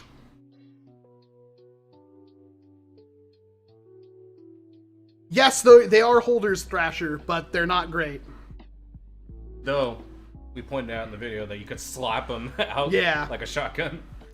Why was Will's... Oh! I don't know why your thing was just deleted by Nightbot. Apparently Nightbot is back, by the way. Huh. That has not functioned in weeks. I'm sorry about that, Will. I think we're gonna go for a B. I think the Hammerstorm was a firm B. I think that's one of the most divisive blasters on this list. So it's a B for better than a Hammershot? In my opinion, yeah. I'm not saying that my opinion is just, but in my opinion, I think B is fair. A lot of people say A, and I agree, but I also can see plenty of reasons why not. The Icon long shot. This is a monkey paw of a blaster. Why is it that every single Icon blaster has been a letdown?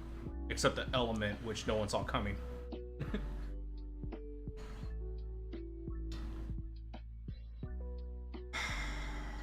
Where do we begin with this one? Where do we begin? Chat?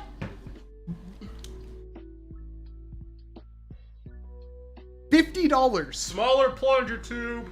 I don't even know if I really care about that. The problem is if you want an original OG long shot, they've done 2 re-releases in the past 5-6 years. Yeah. The Elite version, which is honestly kind of hard to get, but I think you can still get one for a decent price. But I have 4 or 5 out there of the Zombie Strike one. Jams a lot. Also, it does include the front gun. And that is a technical, I think that's literally what we've been calling it for decades. Yeah. 2 decades almost. It has the front gun. Plus, it doesn't have the magazine guide, which, you know what I mean? See, this is one of those where it's like, I can't recommend buying it at all. In every single scenario, I cannot recommend buying this blaster. Not only that, it has less potential, and people are reporting problems with it. So, I think it is firmly a D tier. The only thing that would bring it up to a C is the fact that it includes a front gun, but I have not seen a review of it, so I don't know how good the front gun is. I assume it's still bad. It is still bad.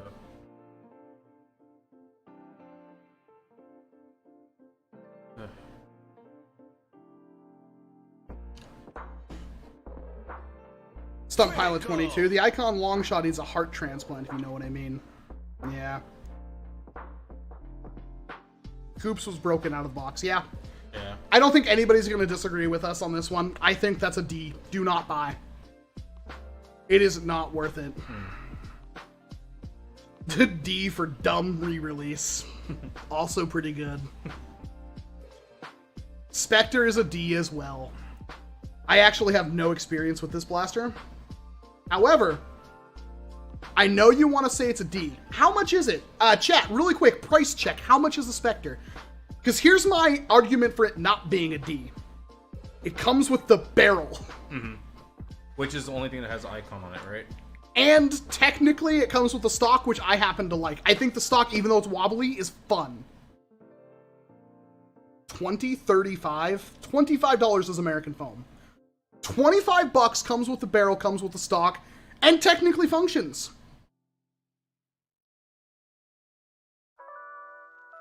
I have no problem putting that just alone, assuming even if the thing breaks in half.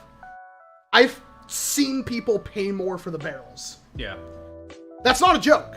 Like, the Spectre disappears, everybody wants that suppressor. Nowadays it's a little bit harder, but I bet you right now somebody in chat would buy my Elite Spectre barrel for $25 if they couldn't find another one. I bet you somebody. I paid for more. I paid like 10, 15 bucks for the Stampede grip.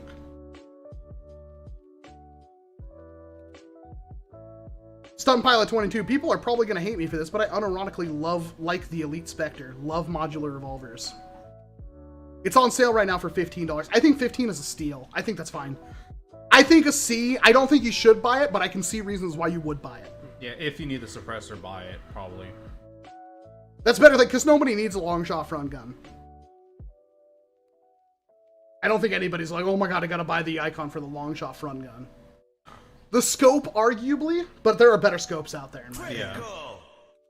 Thank you very much, Stunt Pilot, for the 2 $5 donations. And I don't disagree. I kind of like how thin the Spectre is, but it was honestly always kind of a meh blaster. Yeah. And I'm thinking this one is a C. Does anybody disagree?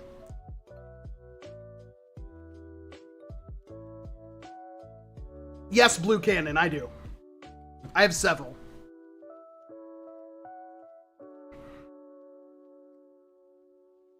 All right. Yeah, I agree with the C tier. And that's mostly for the spread. This is a pretty good spread so far. I'm impressed how well we're doing. Mm-hmm. Now it's going to get fun. Oh, okay. This is a hard one. Yeah. This is actually difficult. The Halo MA40. Hoo boy. $50, I think? Mm. Or 60 at ThinkGeek. ThinkGeek still exists? Yeah, my boss told me. I was like, what? Wow. I was like, don't buy it from him. Now, is this a D tier? No, not at all. Is it a C tier? No, not at all. Is it a B tier? Potentially. Yeah. It is a $50 gigantic Raven. Mm. However, the Ravenfire was $70. I know because you bought me one. That I never opened. I have it sitting on a shelf.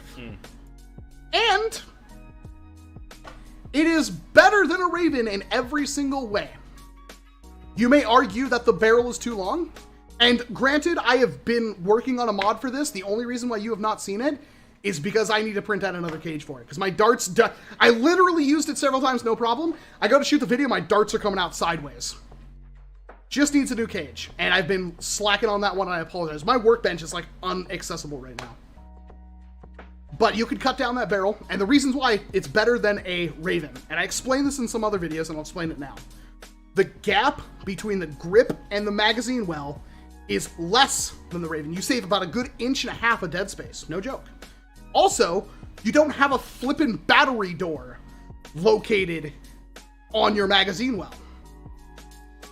And if you cut it down, you can stick the battery wherever you want. And there are places, even if you don't want to cut it down all the way, if you want to cut it down to Raven size, there's plenty of spaces to stick a LiPo in there.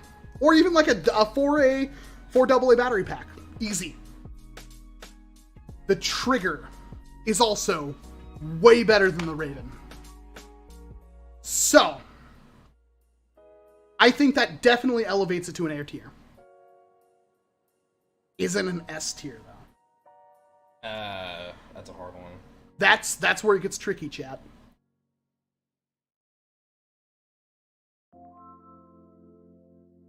I see a lot of A's. Yeah, I think A because not everyone likes bullpups, so it's not really. Reloading that thing is awkward as hell. Yeah, because That's one thing I disagree with you on about the reloading with the Raven. Is that, you know, there's that little hook so you can reach in there and grab that. Yeah. This is a button so you have to press it and then pull it out. Which is why when I modded mine, it's just a yank. Yeah. And it works great. So that's... Yeah. And then, like... I think the magazine alone, I think that elevates it to an A, and I think that prevents it from being an S tier. But it is really good. Yeah. And this is not from fanboys. Neither of us are Halo fanboys. You own an Xbox. I don't think you even own Halo.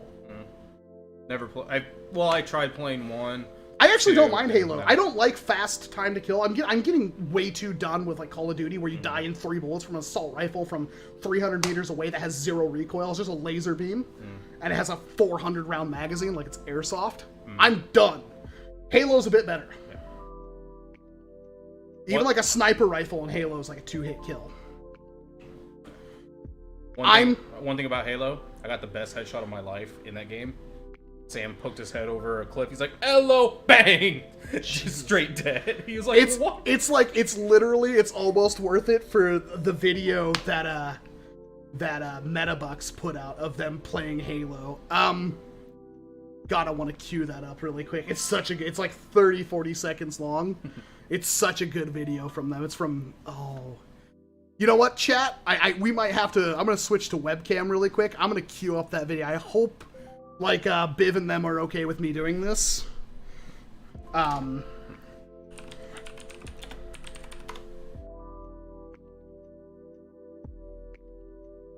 wonder how good their video has done. It was really good. Like, it's super funny.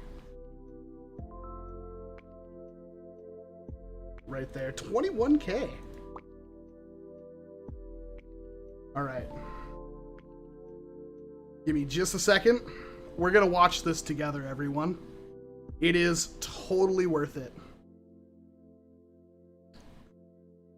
This'll put us in the mood.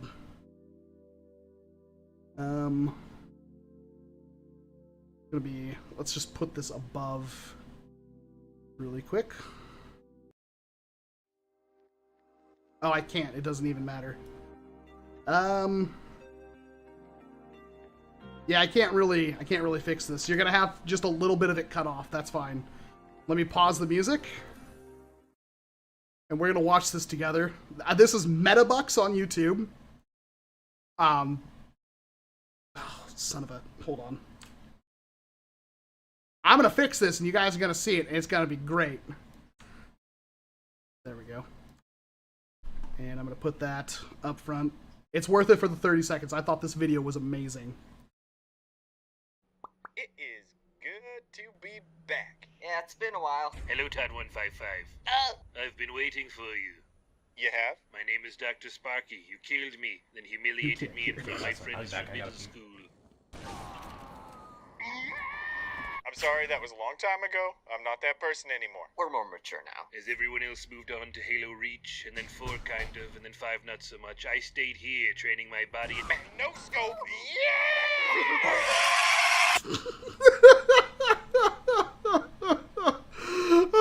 It is worth it. Just for that. I'm sorry you had to sit there and see that. It is that good. It is that video from Meta. Like, I may not watch everything they put out, but that's the kind of stuff that I just love. That is incredible. Worth. Thank you, F Cash. And I agree. I think it was worth.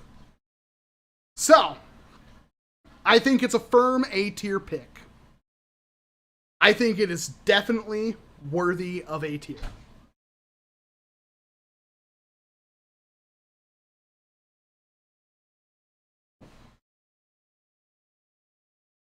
There is no E-tier. What would make it an S? Oh, you want to get sponsored, that's right. I'm trying. What? What would make... What would... Oh, God, no! Again! Where's the stream? There it is. What's up? Well, people are following me on Twitch, and I love you all. I should stream there more often. I think it's an A tier. The thing with the Halo MA40 is it could have been $100 blaster and had a functioning ammo counter and everything, and it would be great. Yeah. And it doesn't, so I'm going to pick it at A, because it's disappointing in that aspect, but it's definitely worth picking up. And I think we're going to leave it there. It could have been an S, but it's not. And that's only because they left money on the table with that one. Squishy and Will, I don't know why you're following me on Twitch, but thanks. I will probably go there at some point. All right. The Talon. What could be said about the Talon? Technically, it shouldn't even be on here, because it's a reshell. Okay, now everybody's following me on Twitch. I'm not even streaming on Twitch. At least I don't think I'm streaming on Twitch. But thank you very much. Check your phone's battery. You should check your phone's battery. There is some changes, and I think there's some potential to the Talon. Okay, now people are just taking a joke. L backyard Ejo. Thanks for following me on Twitch. I don't think I'm streaming on there. At least I shouldn't be, but hey. It shouldn't technically be on here. The reason why I did include it is because it is fundamentally different. The thing with the Mega Talon is that it has the cap on the back of the breech, which means of all the blasters that I've wanted out of the Jolt line, this is one of the only ones that could be modified to fire from the back without, like, destroying the blaster. And it's cool. The grip, having the front grip with the dart storage and the top with the dart storage, I think is worth the extra bulk. And I think it looks awesome.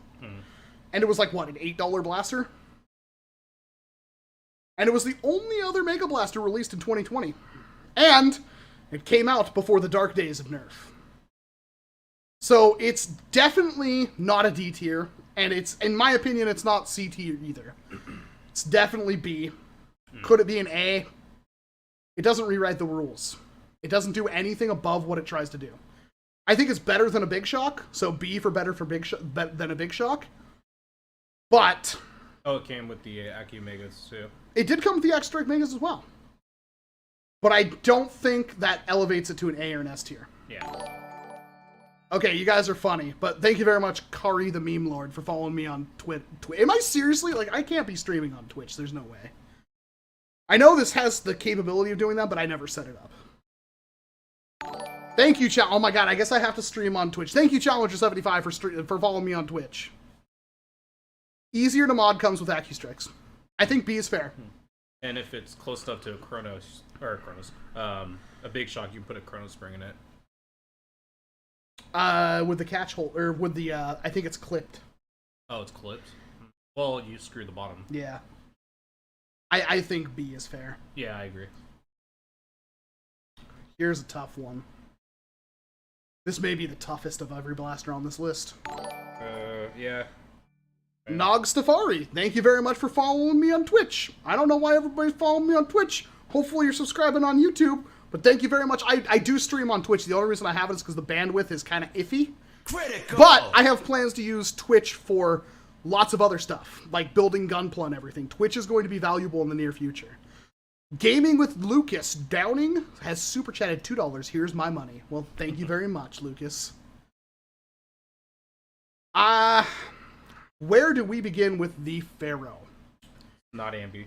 It is not. However, it is one of 2 actual bolt-action Nerf blasters.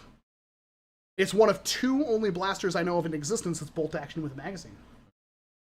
It is also, in my opinion, the best Ultra blaster for your money. Without modification, I think the Ultra Pharaoh is the best.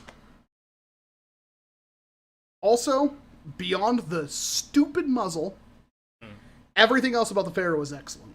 The stock, excellent. Thumbhole grip, excellent. Scope, awesome. Not removable, but still awesome. Everything beyond the muzzle. So, it's also magazine fed. Drake0013, thank you very much for following me on Twitch. It's also like the hardest hitting one. I think it might hit a little bit harder than the Ultra 3. Yeah. So, it's not a D tier. I know it's Ultra, you guys wanted to be D tier, it's not. It's also not C tier. Unfortunately, it is actually pretty good. If there's one Ultra Blaster that you should have, beyond the Ultra 2, and you should like the Ultra 2 for other reasons, it is definitely at least a B tier. Is there anything that would elevate it beyond to an S tier? Worker came out with that half dart kit. Oh crap, really? Yeah. There's a half dart kit for the Pharaoh? Mm-hmm. With a metal pusher. Pistol caliber sniper. Yes. Private Jean of the Auxiliary, thank you very much for following me on Twitch. I hope you're subscribed on YouTube. Critical! Gaming with Lucas, super chatted $2. Do you still need the unicorn and banana micro shots? I literally just got them today. I think the only one we're missing right now is the Nightmare Corn.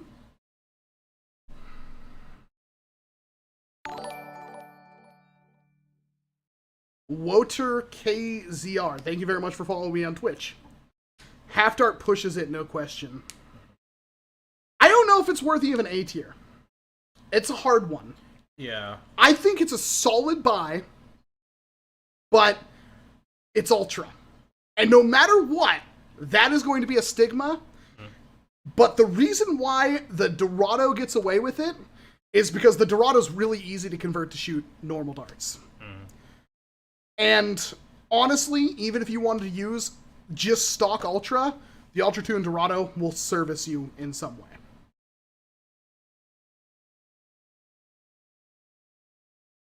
I think B is fair. And I think if you had a Pharaoh, you would enjoy it, even with the darts being wonky sometimes. I don't think it's worthy of an A. Can you change my mind? That Ultra, I would love to get a hat. I have to buy that. I'm going to have to look that up. Think about the Cheeto dart, says Egg Bag. You could have a half dart mod to get it to 250 FPS. I don't know about that. Don't know, but they there's a decent spring upgrade too you can buy for it, but I don't know off the top of my head what it is. And that will work with the stock bolt. Yeah, because the worker kit comes with the pole pusher because it just twists in place. Then the dart guide, the barrel itself, and then the mag adapter.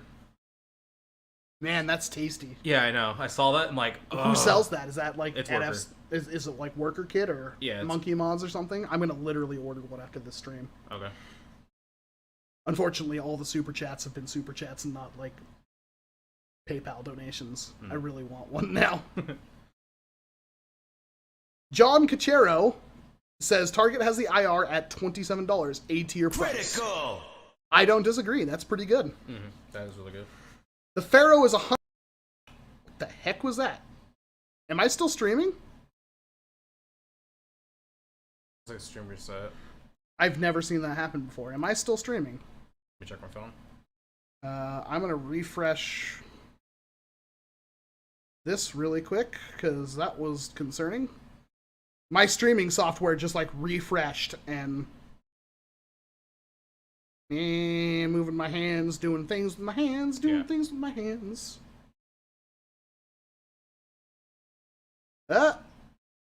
Okay, yeah, okay, we're good. Sorry about that, everyone. Don't know what happened. But, alright, back to the topic at hand. Pharaoh, definitely a B. Is it? Okay, so we look, you know what? Who said that? Who said that? Sorry, I need to scroll back in the chat really quick. Somebody said it's, Eggbag says the Pharaoh is 100% better than the Commander. So let's look at everything else we have in B tier. Is the Pharaoh above that? Actually, yes, in my opinion. I think Eggbag, I think you make an excellent point. Yeah. I think the Pharaoh is legitimately better than the Commander, legitimately better than the Contractor, legitimately better than the Motostrike. I know that's crazy to think about, but definitely I got more fun out of my Pharaoh than I did with my Mega Motostrike. Definitely better than the Finisher, definitely better than the SR. There's nothing wrong with those blasters in my opinion. Definitely better than the Ultra 4, definitely better than the Hammer Storm, definitely better than the Talon. So I think I think that Egg Bag, I think you make an excellent point. I think that makes it a worthy A-tier blaster. Also, a couple things. Right now, it comes with like, is it the highest mag? Because the new one is it also 10? Yeah, I'm pretty sure. Okay, then. So never mind about that. But the grip is probably the best. Oh no, it might be a 6-round. It's actually a 6-round mag. Oh. I think the amp is a 6-rounder. Okay, so but it will be compatible with both. Yeah, but this one and has they the have 10. and they have a 10-round mag separate packs. Okay then. Actually, it might even be 12-round. Okay. It just keeps buffering. I'm looking at it on my side and it looks fine. You may have to like refresh your stream really quick. Thank you, Homely. Hope you're staying safe. You and the wife are staying safe. Say hi to Amber for me. I'm gonna go with A tier. I think like if you were like, do you want the Pharaoh or the MA40? I think they're both equal. Yeah. I could recommend buying the Pharaoh. I think if you got the Pharaoh for Christmas, you're having a blast. I love WALCOM has followed. That is the man. Now I have to use Twitch. Rain, like I said, I still need to finish it. I do agree with Valor. I wish the scope were removable. I agree, but you can't also pop it off like without having too much extra plastic left over. Yeah. All right. I think that's fair. Now we get into a very difficult one that I don't think is as difficult as we think. The Elite 2.0 Phoenix, a $25 blaster, 6-round mag with a scope that does have plastic in it, if I'm not mistaken. Otherwise, it's a Strife. I really wanted to like this one. I did too, and I couldn't finish the video because it was so middle of the road. And virtually unmoddable. You can do it. I know you can. Don't start linking me to videos and stuff like that. I know you can, but it is not easily moddable. It is directly inferior to the Flight. However, playing devil's advocate, if you were to go out and buy a Phoenix right now, compared to a Flight, would you have less fun with a Phoenix compared to a Flight? Yes. Really? I think the problem with the Phoenix is the same problem with the rest of 2.0, besides the fact it's glued together. You'd have to buy the Echo. You want to use a scope? Or a stock? You want to use a barrel? You have to buy the Echo. You want a scope? You'd have to buy the Phoenix. A lot of people are saying D. And that is true. The afterburner, the use of it, I think, is fair. I think that's actually a fair use. Not that you'd ever do that, but... I'm starting to agree with people. I think it's a C-tier blaster. It's not offensively bad. It technically does everything it's supposed to. The price is a bit high, and I think it's inferior to the Flight. I don't like how it has the fake bolts on the grip that when you hold up on it, it messes, like, it rubs in your hand. Also awful mag release. Yeah. And it's also thicker than the turbine. It's like way thicker than the turbine. I think C is fair. And that's mostly for the scope, in my opinion. Yeah, and that's yeah. I think the scope's definitely worth $5. Like you can't convince me that it's not. Especially when we get to the turbine. Yeah. But there are other blasters on this list that do the same thing that I think are better, even if they're more expensive. So, a low C, yes, Hans, but a C nonetheless. We are going to put that firmly in the C tier. Hello, WALCOM has followed me on Twitch. Well, thank you very much. Now here's the cursed blaster. This is a blaster that I got that I wanted to do a video on, and then some major things happened that made me uncomfortable talking about this blaster. And I asked several people for their opinions, and they all said don't do it. And I agreed. And I was kind of waiting for a good day to do it, even though there's really no good day to do it in my opinion, but we could have spun it into a good way to do it. And then the actor passed away. That being said, we are evaluating this as a blaster, and I have a couple of things to say about it. One, It looks awesome. 2, it's 2 darts instead of 1. 3, the performance is okay. It's not elite, but it's okay. 4, it is incredibly fun. Of all of the wrist-mounted ones, I think that the Vibranium Claw is the best.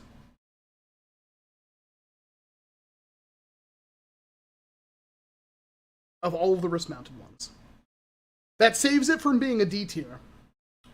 It is $20, which is rough. Yeah. That kind of prevents it from being a B tier. I would say if it was 20 for 2 of them, that would be awesome. I do think that would be a cool blaster to dual wield. Damn. I think I saw another one recently and I didn't pick it up. And it was like, you know, I think it was at Goodwill. C for Chadwick. A lot of people are saying C's. I think that it's a high C. Yeah. But it's a C. I think if you're going to buy any of the power shots, well, we'll get to the best one. But I think that's a fair thing to get. It's definitely better than Black Widow's. The one, looking at this list right now, the one that I'm scared of that I don't know anything about is that freaking Spider-Man one. Is that a 3-dart shotgun? I don't know. We're at the talk about. We're at the S-chat when that comes out. Yeah. That being said, we'll lock in the Vibranium Claw or whatever, it's Black Panther Power Striker as a C. I think it's definitely, if you like the idea of it, you can pick it up and I think you'll enjoy it. $20 is a bit steep and the range is not great. Oh, and why did you have to remind me of High C Orange? It's been gone for so long. Lava Burst Orange. This is a tough one. The reason why this is a tough one is because this blaster, technically, is really cool, and there's really nothing else quite like it. But it's also $20.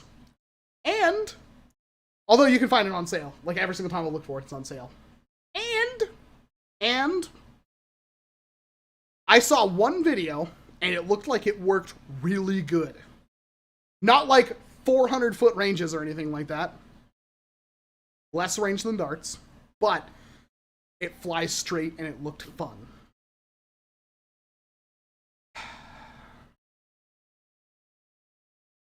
How do we rank Captain America's Power Strike Blaster? Power moves.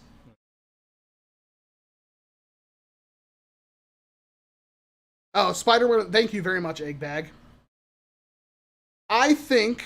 Oh, yeah, and I think... I don't know, because I don't have one, and I don't think anybody... I'd have to, like, formally get my hands on it. Can you block darts with it? Like, does the shield have a pretty good lock-in? Or is a dart going to knock it right off? Stock tier. I think no matter what, it's C. I really don't think we can ever say it's a B. Yeah, I agree. Again, it's very much similar to the Gauntlet, the Vibranium one.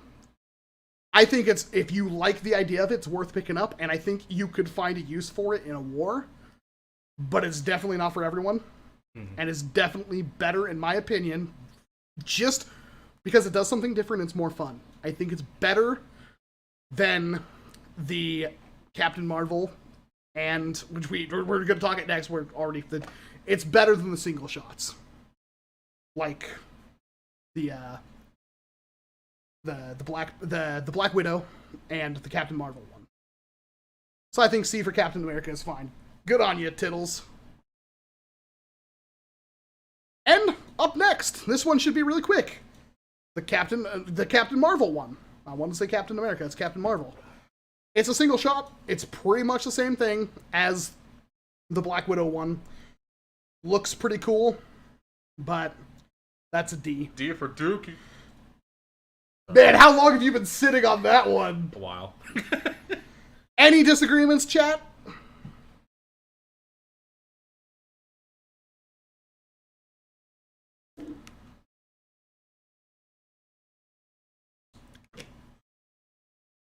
Maniac, I understand what you're doing there, but it's not.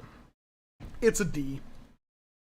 There's no reason to buy it unless you absolutely love Captain Marvel. Or you're completing a collection like some dummy. Speaking of which, Iron Man. Now, this one's also a single shot, but instead of it being mounted like that, it's actually like strapped to your hand. So it has a strap that goes around your fingers, and it has the repulsor thing, and you go like that to fire one dart, which makes That's how you do it? Okay, I couldn't make heads or tails of it. Which makes it similar to like the Spider-Man one, but it's not. It's Iron Man. But it's single shot. It's got dart storage on it. But so does the Captain Marvel one. Or not Captain Marvel. Well, maybe it does. I actually can't tell. D? It's got a cool thing. Like, if you want that, go for it. But that's, like, the only reason, and it has no other use. If the hand pulser thingy wasn't too big, I'd say you could use another blaster and then have that. That takes up your palm. Yeah, that's what I mean. Like, if it wasn't so big, you could. You know what I mean? Man, B tier, that's some wishful thinking, Maniac. I'm sorry. You are a Maniac. I'm gonna go for D. Because I think we all know what's next. You disagree? You know what? No. That was good. Now, Spider-Man looks dumb. It looks like shin guards. It really does. But it's 3-dart smart AR. That is a higher capacity than any other one here. It's not double shot, but hey, not bad. And technically works. Technically. I think C is fine. I don't think we can spend too much time. I think it's technically better than the other ones because it shoots more than one dart. Yeah. It's also Spider-Man. Like, of all the characters, granted, I like Iron Man a lot more than I like Spider-Man, but it's hard to hate Spider-Man. I think C tier is fine. One thing that worries me is the prime looks like it's the little nub on top instead of regular. Yeah, but it's like yeah, a lot of the other ones are T-poles, but yeah, it is definitely C. You are noticed the mouse gaming. It does look like some weird animal's paw. I think C tier is fine because, again, I wouldn't recommend buying it, but if you bought it, I think you'd have fun with it, and potentially there are some external uses for it. This is the one that we're going to struggle with. I mean, it's obvious for me, it's S tier. Thor's hammer was, bar none, in my opinion, the best power moves blaster. The best. It was really cool. Also, I hate to admit this, I shot LUCHATHOR point blank in the eye with one. How's your eye? Yeah, you know, it's fine. You pull out your eye. Yeah, pull it out. I was drunk and didn't realize it was loaded when I took it from Dr. Flux. I definitely think this is probably the only one I would put in a B tier. Yes, it's single shot. You've modded one, though, to shoot Mega, and it did it fairly well. Yeah, and the funny thing is the barrel for the Mega Dart is bigger than the plunger tube, but there's just enough power that it yeets it. And it's fun. It's super fun. I think of all of them, the hammer is the most fun. Is it A tier? No, it's still $20. It's still a big hammer, but it's like, of all of the power moves, it's the one that works. Like, the claw's close. But I think the hammer, it's hammer. It's Thor's hammer. Like, it's Mjolnir. It works. And the fact that you actually do, like, that, and you can go, like that, and it would fling the dart. I have to say it. While it might not be the most practical blaster, I think anybody in the chat right now, if you bought one of these, you would enjoy it. And with that, I give a B tier. The only B tier to any of these. I agree. Simply because I think it's the best one. Even better than the Vibranium Claw. Okay, so here's my thing. So, S tier, but the things that dock it is that the whole hammerhead isn't covered by foam. So that docks a point. And the other one is the internals are kind of fragile, so you can't upgrade them that much. But you can actually upgrade them, and then you can put that trigger in. So you don't have to slam it. Which is like the main thing that I like about it. But yeah, you don't have to. I'm just saying. I think it. Yeah. I think you could make it foamy enough that you could use it. Yeah. If you wanted to make it look like Luther's hammer from like Warcraft 3, I think it would work. Just get a pool noodle and wrap it all the way around. Pretty much, yeah. Yep, I'm gonna say it's a B tier. The only power moves to hit B tier, and that's being generous. But we both really like it. He's modded one. And I think that's like the one, like when, 3-4 years from now, you'd be like, man, I wish I would have had that hammer. Because it's so fun. And technically, if you were really safe, you could use it as a melee. Like, I would say, like most people, you'd walk up and go, like, tap. Nobody would care. Now, here's where we get kind of crazy. The Roundhouse was a 2020 blaster. I forgot about the Roundhouse. This is also going to be a difficult place. I reviewed it positively. I think for the shortness of the blaster, 15 rounds internal mag was pretty good. And I also think it looks cool. It also functions reversely from an Artemis or anything like that. How much was the Roundhouse? Was it $20 or was it $25?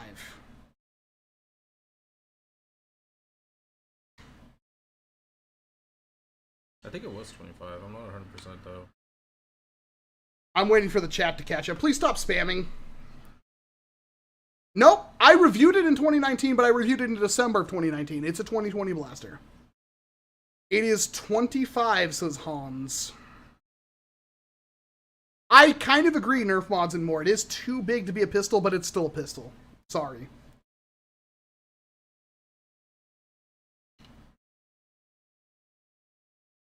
It works fine. Everything about the Roundhouse, if you like the idea of the Roundhouse, I think you're going to be happy with it. That's definitely a B. Is there anything that would push it up to an A? I don't think so. Yeah, because I don't either. It has less modability than most other blasters. It had a weirdly designed plunger tube for absolutely no explainable reason. And it's still big, chunky. It's roughly like, I'd say 75% the size of an Artemis. Maybe it's more like 60, but it's huge. And an Artemis holds 30, 40, 30, I think. Yeah, Artemis. And has slam fire. Does it have slam fire? Chat, does the round... I know, I'm having to... Because I look at so many blasters, guys. I really apologize. Does it have slam fire?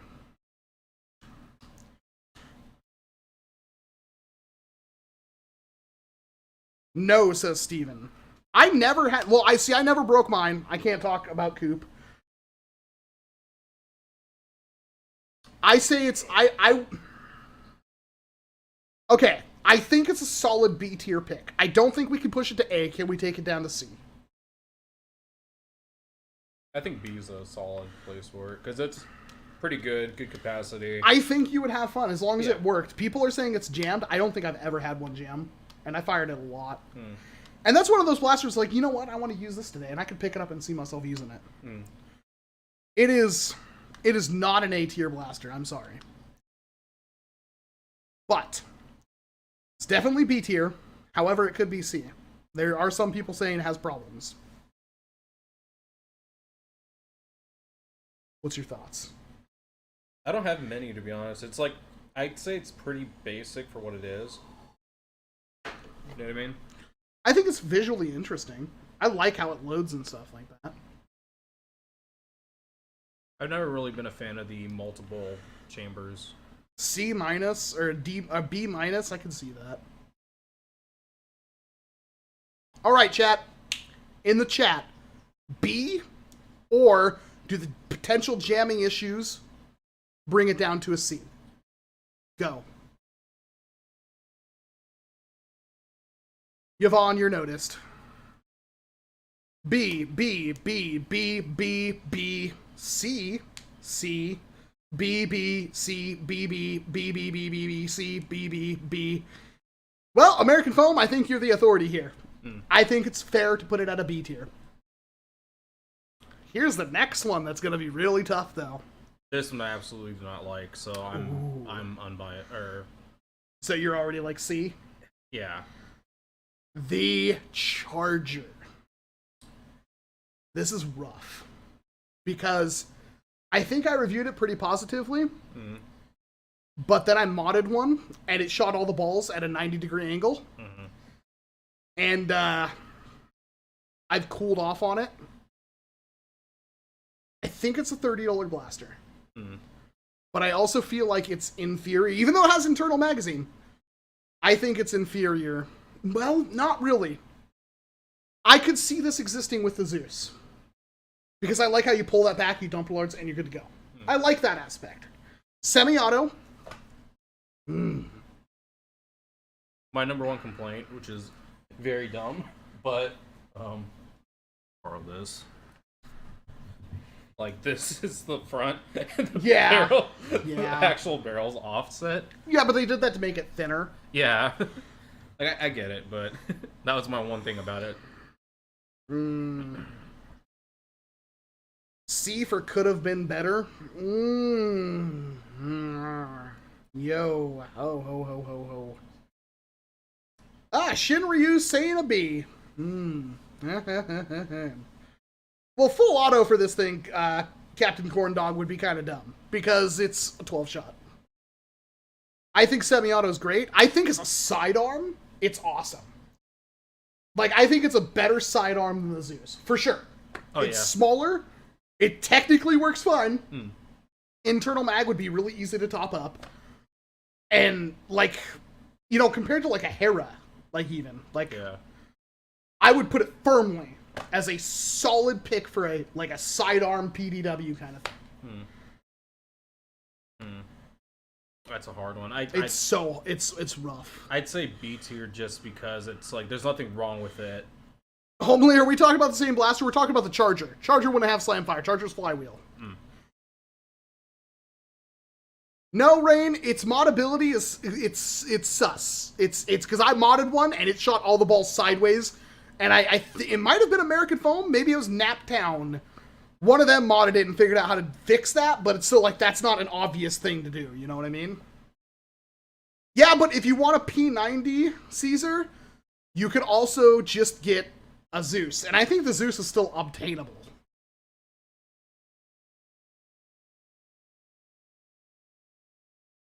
Not a fan of the rounded front by the trigger. I love it. I thought it was comfy.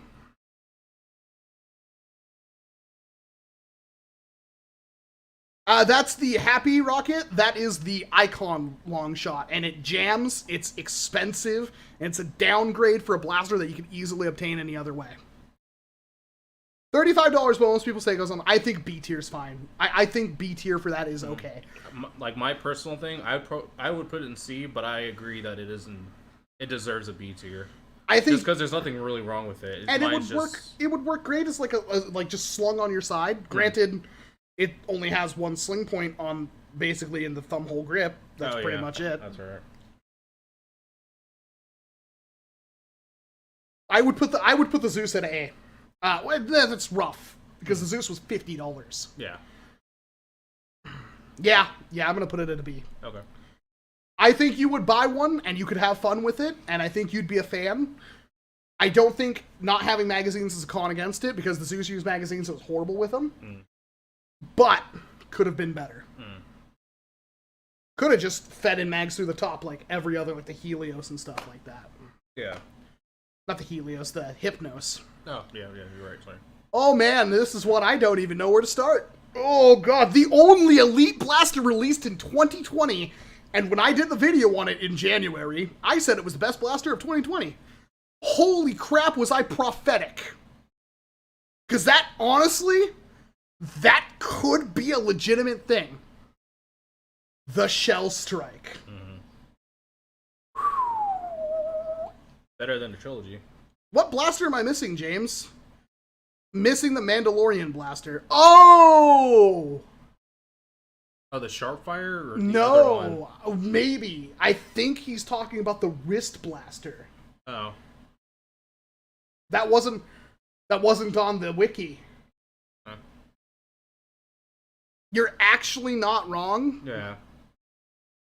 Because I've seen that in stores. I think it would be a C or D tier. Yeah, because I think when I looked at it, it looked like you press a barrel and to prime it. It's one of those ones. Trilogy came out summer 2019. No, I believe James is talking about the wrist-mounted Mandalorian blaster. All right. Was the Mandalorian wrist blaster 2019? Was the Mandalorian a thing in 2019? I guess it was, wasn't it? I think. Maybe it was. Maybe you're right. Well, then again, there's several. It could be a 2019 blaster. Yeah, because I remember there's been a couple of reshells this year too.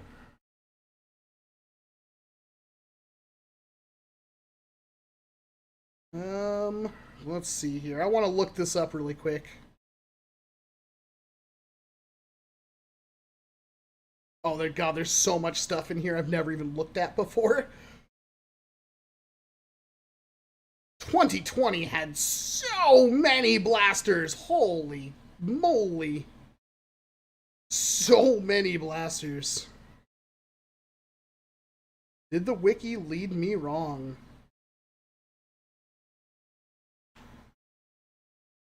I think the wiki has led me astray. I could have swore I looked it up, too. Nerf Star Wars Mandalorian Rocket Gauntlet. That's hard. All right, we'll worry about that at the end. We're 2.5 hours into this. The Shell Strike. My argument. It was the only elite blaster put out this year. That's a good thing.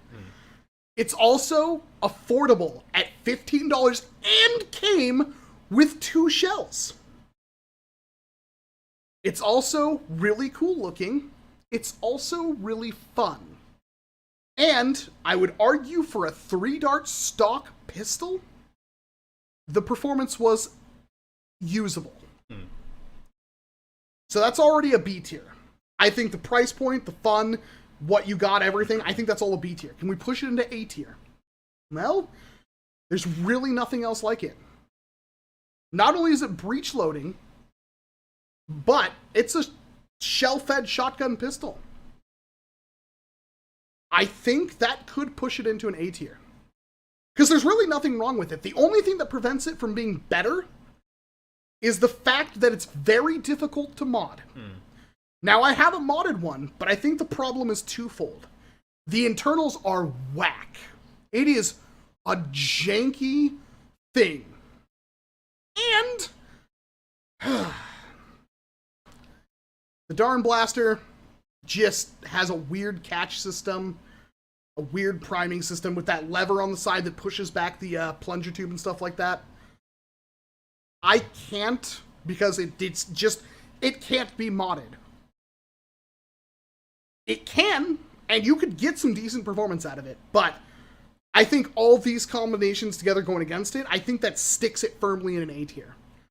I think if you went out and bought a Shell Strike right now for $15 and you played with it, yeah, it's not going to hit people at 75 feet away. But I think you'd be like, yeah, I could find a use for this. It's compact, it's fun. You know, you get 2 shells with it, it can hold 3. This is the kind of blaster I wish Hasbro would make more often. They don't all have to be powerhouses. But you get a lot for your money, and it's fun. And it looks cool. So I think that it is definitely an A tier. It could be a high A tier. I don't think it could be an S tier. I could be wrong. But I think it's an A tier. Yeah, but I mean, I have a master key. What do you want to? Right down there next to that stock, there's my. Can you see it next to Ruji? If I wanted a master key, I'd just use this thing. You know what I mean? So, yeah. I think you could have fun with it. I really do. Yeah, if it came with 3 shells stock, I would say it's an S tier. That's way too much value for the money. I don't think it's better than a Sledgefire. And I don't know... It's definitely better than anything in B tier. I don't know if it's better than anything in A tier. And it's definitely not as good as the Saturn. I think A tier's a perfect point for it. That could change if I could get, like... I'd have to use... I modded one with a 12 kilogram spring, which is awkward, by the way. You have to prime it before opening up the barrel, which is just bizarre. I never used it with a printed shell, and I should have. I think A tier is good. I want it to be S tier. Yeah, I agree. But I think A tier is where it belongs. Shells are getting hard to find now. I guess they were at Ross everywhere, but everyone keep buying them out. Yeah, I bought a bunch. The flippin' Shockwave. How do you do this? I could make arguments for the... What is that stupid thing called? Which one? The Fortnite one? No, the original Shockwave. Oh, the... What's that thing called? No, it's not. No. It's Surgefire. Surgefire. I could make arguments for the Surgefire. I could. It has problems, but I could definitely put the Surgefire in a C tier. Not great, and definitely wasn't that good compared to the other stuff released in 2018. But it's not terrible. Actually, Surgefire didn't have a barrel or a stock attachment point. This one does. This is true. But this one does not have Slamfire. And it's Elite 2.0. I did not know it didn't have Slamfire. Yeah, they removed it for absolutely no explainable... Instead of fixing Slamfire, they removed it. Okay. Fcash says D tier worse than Fortnite DG. I don't believe that. I think it's, if anything, it's better than the Fortnite DG by a little bit. What's that, Matt? The capacity? 15. 15, and the D is... Also 15. I believe. I actually kind of agree that it's worse because you can open up the DG. If you opened up a Ruckus and a Surgefire, or a Ruckus and a Shockwave, man, you'd probably like the Ruckus more, wouldn't you? Damn. Oh, this is so rough. I'd still say D. Yeah, because the villain... Like, I hate to do that. Like, this is a nerf tier list. I don't think you'd ever buy a Surgefire. Like, I think if you got one for free, maybe you'd like it at a C tier. Yeah, you're like, oh, cool, parts. But it's ugly. They didn't fix any of the issues with the Surgefire. It's arguably worse. Does anybody disagree with it being a D? Should we give the D to the Shockwave? Yeah, but we can't bring the Villainator. Villainator is probably my favorite blaster of 2020. Yeah, that's easy S tier. And that's me not joking this time.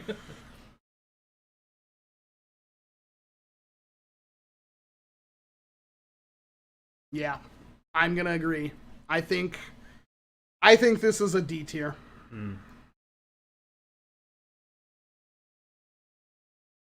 John says a C. Rift Riot gives it a C, but Blue Angel says give it the D. Yeah. We're gonna give it the D. I don't think you should buy one. Yeah. Speaking of something that I wish I could... I need to buy one of these before they become unobtainium. So, this is probably the best Strife reshell we've ever gotten. Yes, it's inversed, which is annoying for modification purposes, but the SMG, the Fortnite SMG, man... Can we say anything bad about the Fortnite SMG besides what I just said? I personally don't like the gray forward. I can live with it. Yeah, back half is perfect in my opinion. And you could admit for integration fodder. Oh, exactly. God. And honestly, like, I can live with the front of it. I really could. It means that, like, it's the same setup, but it's flipped. Instead of the cage mounting on the right-hand side of the shell, it's mounting on the left-hand side of the shell, which means you can't just grab a Strife cage and put it in. That won't work.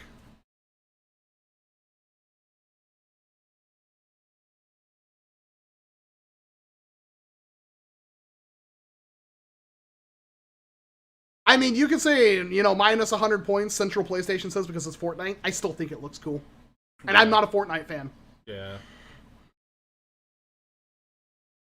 A for its odd shape, the awesome cosmetic mods for the Fortnite SMG. Yeah. Man, this is a tough one. It's a B, like, no doubt about it, but can we push it to an A? Because it's small. Like, it's honestly, it's probably the same, it's thinner, for sure, but it's like the same length as the freaking, Phoenix. Ooh. Maybe a little bit longer, but... That'd be cool to cut one and make it a half dart. Oh, God. A tier. Well, let's see. For integration purposes, I'd say A tier. You guys are saying it's not worthy of A tier. Okay. Is it better than the Commander? Yes. Is it better than the Contractor? Yes. Is it better than the Mega Moto Strike? Debatable. Is it better than the Finisher? Yes. Is it better than the SR? I would say so. Better than the Ultra 4? Yes. Better than the Hammer Storm? Yes. Better than the Talon? Yes. Better than the Hammer? Nope. Better than the Roundhouse? Ooh. Yeah, that's a hard one. Better than the Charger? Yes. I would say yes. Maybe it does belong there. I think it's an A. I think if you had you opened up a Fortnite SMG from under the Christmas tree, there's no major issues. It doesn't have a crap mag release, a crap rev trigger, a crap grip. It's a solid blaster that looks freaking cool, and it has some mod potential. Now, because it's not a Strife, it's not S tier. Yeah. But I can definitely see it being an A tier. Yeah. Like, if you definitely need a Strife, that's a good way to go. So, well, to be fair, we already have 3 other Strife family members. It's kind of hard to say no. Is it on par with the Flight? I would say so. Yeah. It's honestly not even that much more expensive than a Flight. Yeah. Is it better than the IR? Well, it's cheaper and it looks just as cool. It just doesn't come with any of the cool attachments, but it doesn't have attachments points, so who cares? The Halo, I'd say it's on par with that in my opinion. Yeah.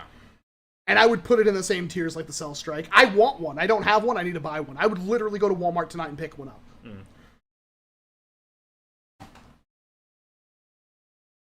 Yeah. I think we can all agree. The Mouse Gaming says a B+, but to me it looks like an A-. Now, if I wanted to organize these lists a little bit better from best A tier to worst, we can definitely do that towards the end. Yeah. But I think that is a solid A tier blaster. I think it's a good blaster. Now we go to the takedown. Another difficult decision. It could be S tier, but it doesn't have Slamfire. And I said that in my video, like, this thing's almost perfect, except for it doesn't have Slamfire. So, it's not S tier, unfortunately. I'd personally say B tier. Really? Yeah, because when you upgrade them, like, I've had issues, like, priming them. Because, what do you call it? It's like offset prime, in my opinion. Yeah, but that's fixable. If you remove all the locks, you remove that slight bit of friction that prevents you from easily pulling it back all the way. And I've modded one.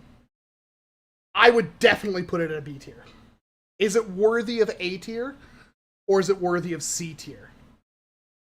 Did you say, you said B tier? Yeah, I personally B tier, but trying to be not biased or whatever. Well, it's a pump action Chronos stock. Yeah. If you wanted to, like, your pump action Chronos is amazing. Yeah, there's a half dart kit for that too. Exactly. Which one of the locals at the war made a half. Granted, you have an offset magazine, but that's still fine. Yeah. And you could make that thing hit just as hard. A tier.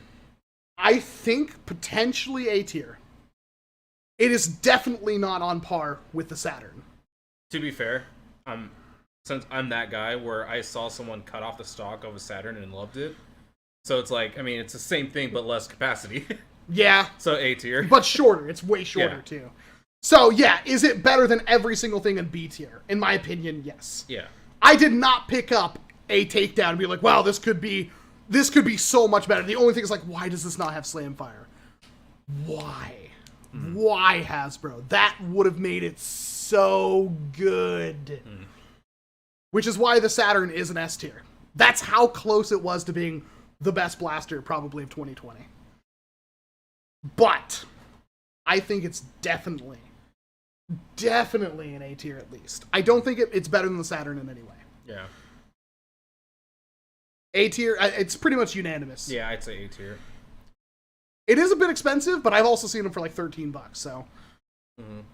Like, it looks like we're all pretty much in agreement that it's an A tier blaster. Soldier 76 blaster was not 2020. Bearded Bob 81. It's a great blaster to get in the hobby with. Solid A. I agree. I agree, Bearded Bob, and thank you very much for the $5 super chat. Tracer's Pistol. So.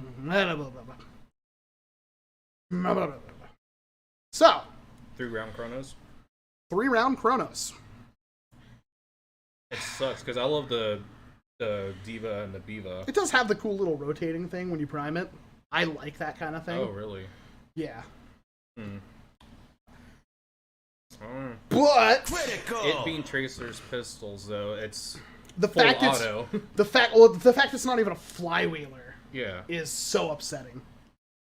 Like, and the fact that like you can't dual wield it. It's not meant to be dual wielded. Yeah. It is definitely not D tier. Definitely not. It is also maybe a C tier. But technically, there's nothing wrong with it. Yeah. Except for the price. Now, that's a tricky one. Because you could find this blaster for $15 to $20 easy. At Ross. In the US.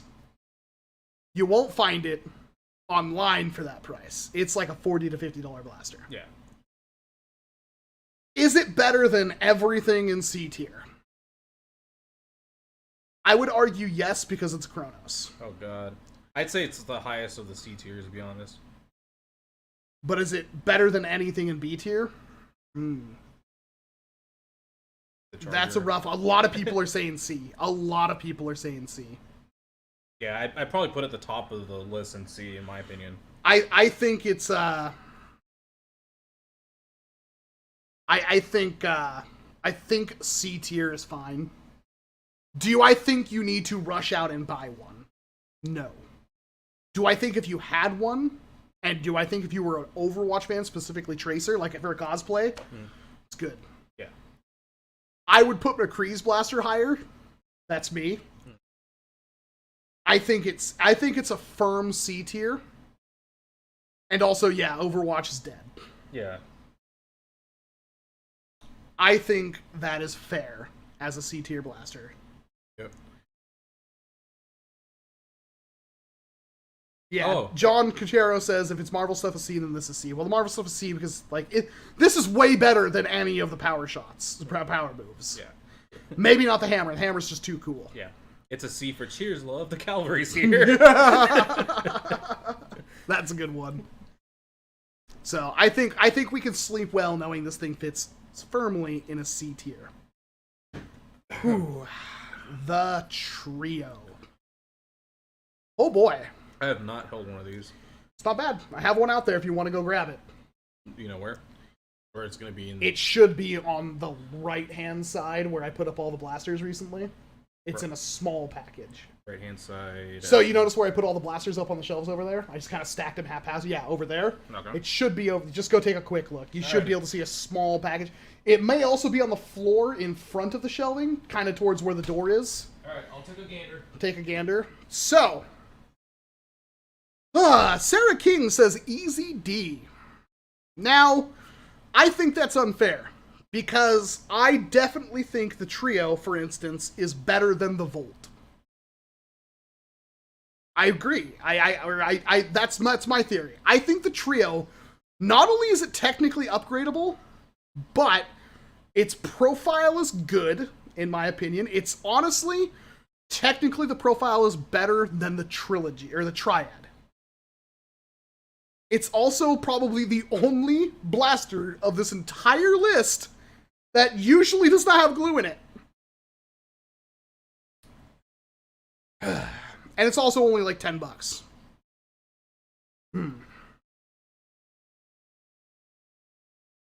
technically, it goes out to do what it does. And it does it effectively. So that saves it from a D tier, in my opinion. Samuru says it is... They love it. No good? I didn't see it, so... So this one might be you. I think we're fine. It's comfy. It's okay. Okay. And it hits reasonable. It's not a D tier. Is it a C tier? It's not offensively bad. It's actually pretty competent. I could see you running this thing. Yeah, the mouse gaming, the Triad is $8, but I have not seen a Triad on shelf in years. How is it compared to Triad? I think the Triad hits harder. A little bit harder.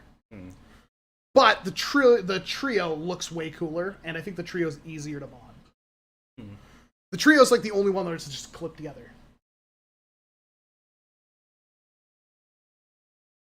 Yeah, if you want it, it's not the worst. I agree. Is it better than anything in C tier? Honestly, not really. Is it comparable to anything in B tier? Not really. Yeah, I'd say C tier. It honestly is one of the better blasters, but yeah, that's rough. That is rough. I think C tier is fine. I think if you had one, you wouldn't complain. I think if you wanted a small sidearm, you could do worse. It is slightly taller than a Triad, but it's thinner than a Triad. Might have more mod potential, though. I think a C tier is fine. Yeah.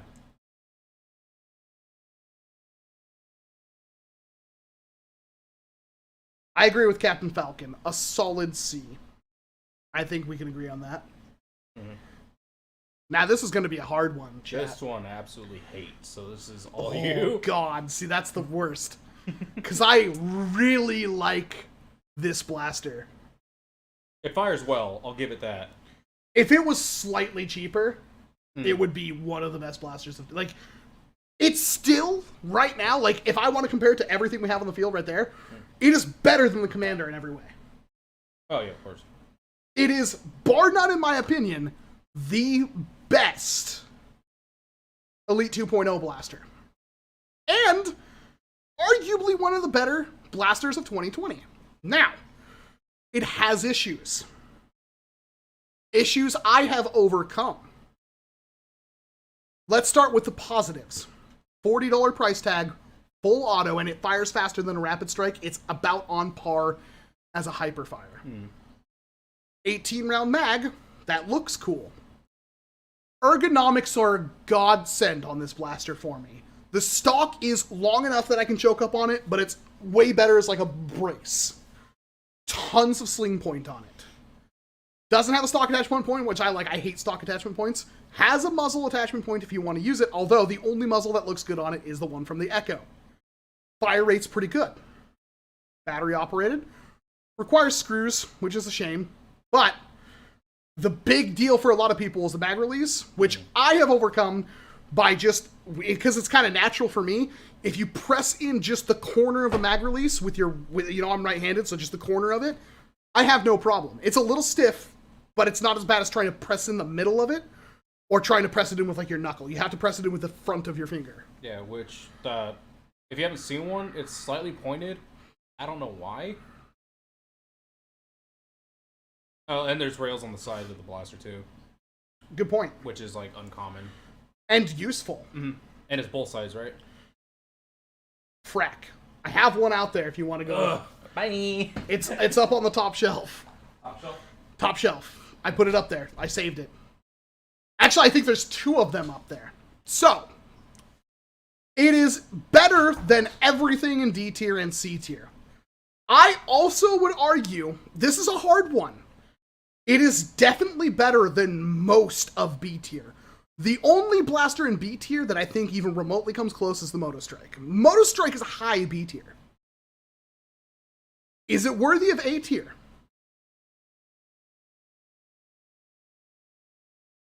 That stock is not that good. In my opinion, it is, but I like small, compact blasters. I think it's like the perfect length. On both sides. Can you bring it here? I just want to hold it. Like, I seriously... Oh my god, it's so good. Yeah, that's a pretty short stock, but it's honestly not that bad. Also, I forgot, this part's comfortable. Oh yeah, the foregrip, yeah, too. Like, the ergonomics on this blaster make it so good. Yeah. I don't know why so many people have a problem with that mag release. I get it, but for me, it's so easy to just do that. Man. Wait, actually, can you do that again? You just go like that. Yeah, see, that's the thing. Like, you're pointing at it when, like, normally I do like that. So maybe that's why. Yeah, and I understand, but I've overcome it. Like, and that's fine.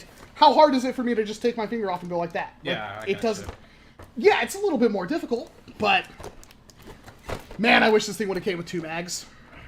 Yeah. Oh, but then again, it's Hasbro. I want to push this thing to A tier. I seriously, firmly believe if we can have, like, look how big it is. Like, this isn't fair. Like, it is not a very big blaster. It's also stupid thin. You know, here's it compared to the SR. That's not. The SR is substantially, not a heck of a lot, but it is considerably thicker. And this thing's full auto. And honestly, I would probably, if you could make an argument for using that over a Spectrum. Spectrum hits harder, but it's not full auto. This thing is compact enough, and it has the right points of attachment for it to be located as, like, on your side, just like a charger. A lot of people say B. Yeah, I agree. But the Moto Strike is better. See, I disagree with that. But I might be the only one. Everybody's saying B, I might be the only one. B tier. Well, it's going to be high up on the B list, but... I think it'll be the highest of Bs. I mean, the hammer. All right, chat, you win. You win. I like it a lot, but I will concede it is B tier. Higher. It hurts me to do that. I think it's actually a good blaster. But we will put it in B tier. It's hard for me to do that because I think it's a great blaster. I think if you picked one up, you would like it. All right. This is also going to be a weird one. I mean, D tier's open, so... The Ultra 3. Now, before you start, I have used it, and I believe even Brett did a video follow-up and said it's not as bad as people say it is. Yeah. And I agree. I actually think it is goofy, but I think that the Ultra 3 is comparable to the Pharaoh. Ergonomically, no. But it's not unusable. Mm-hmm. You'd have to be kind of smooth-brained to be hurting yourself with that blaster. You'd have to literally be trying to hurt yourself with that blaster. I think that it is a decent pick. $34 is a bit much. I think $25 would have been a better price point for it. Yeah. But I don't think it's a bad blaster. I think it's comparable performance-wise and capacity-wise, kinda, to the Pharaoh. It is not a D tier. It is better than the Ultra 5 in my opinion, although the Ultra 5 looks cooler and is better ergonomically. I'd actually say it's comparable in my opinion. It does look ugly, and I think the way it looks, that keeps it at an A tier. I think it's a firm B tier. Mm-hmm. It's a rough one, though. I'd say B or C, to be honest. It's definitely not a C, in my opinion. It's definitely above the Ultra 5. Ultra 5's $20. Yeah.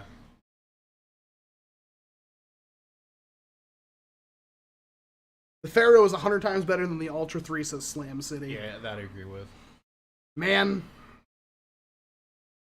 I think we can agree. I think B tier. Mm-hmm. I don't think it's an low A, Kurt. I don't think Autobot Megatron. I don't think it's in A tier. I think it firmly deserves its B tier spot. Of every blaster we kind of put in B, I think the Ultra 3 is probably the most B of them all. Yeah. It's not a bad blaster. It isn't. I'm gonna stand by that statement. I think if you had one and you were like, you have to use it, again, we're talking stock blasters. You could make a case for using it over the Ultra Pharaoh. Faster fire, faster to reload. I mean, granted, it's internal magazine, but you get it. And it works good. I don't remember if the Ultra Pharaoh or the Ultra 3 hit harder, but they're on par. Yeah, they're about comparable, I think. I think that is a B tier blaster. B for Battle Axe? B for Battle Axe. Anybody disagree?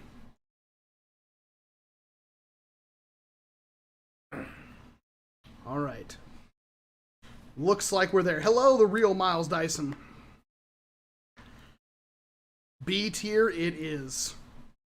We're down to the home stretch. And honestly, this next one, it's a doozy. Yeah, this one's gonna be really And we're hard. gonna end on a wet fart. Like, the last 3 blasters are so disappointing, I want to move this blaster to the end. Yeah. The Ultra 2. Oh boy. It is a chonky, good Samaritan of a blaster. It is the goodest of good Samaritans. This one's really hard. But it is... I'm gonna say this, and it's probably gonna blow your minds. It might be the only other blaster on this list worthy of S tier. Yeah, I agree with that. Here's my case. Regardless of the fact that it shoots Ultra, few blasters work the way the Ultra 2 does. While I might prefer the Dorado simply because I took the time and effort to make the Ultra 2 carbine, and the Dorado is the Ultra 2 carbine, the Ultra 2, even if it uses Ultra, even if it's not that accurate, the fact that you can whip this thing out, fire off 6 shots, and reload those 6 shots pretty much instantly, and put it back or continue firing, and you can potentially hit something at very long ranges, or just scatter shots in front of you. It hurts because it can't be a primary. It's so close to being a primary revolver. If we could fix the accuracy, it would be a primary revolver. But even then, of every blaster, I firmly believe that all of you out there, for, what is it, 25 bucks? Maybe cheaper. I think it's, yeah. I'm gonna literally look this up right now. Yeah, this one deserves a lookup. I think it's 25. And I think it's probably cheaper now. $25 at Target, $25 at Best Buy. Yeah, $25 everywhere. Okay. I firmly believe that all of you should have this blaster. Because even if it's not the most accurate, it's still probably the best stock sidearm that you can get from Nerf. And it's mechanically different and interesting, and in a competitive scenario, the ability to rear load really quickly, fire off 6 shots, which is a good capacity, this thing dumpstered. Absolutely dumpstered the hammer shot. Plus, Elite Kit. Plus that, yeah. That's the last thing we have to talk about. Yeah, so 9 round Mega capacity. even. You can make it shoot Mega. Yeah. So you can have an 8 dart or even 9 dart. Elite. And that makes it so good, you guys. Or you could make it shoot Mega. 4 dart? I think it's 5. Might be 5. I think that it's the only other blaster on this list that is S tier. If you want to make it a primary, you have to mod it. Stock, still really good. Studs, I will keep this awake. However, I will be doing another video probably tomorrow on this entire list and going through every single thing and why we picked it. Because we're doing the cursory choice right now. You're right, but your barricade is way bigger. It's way bigger.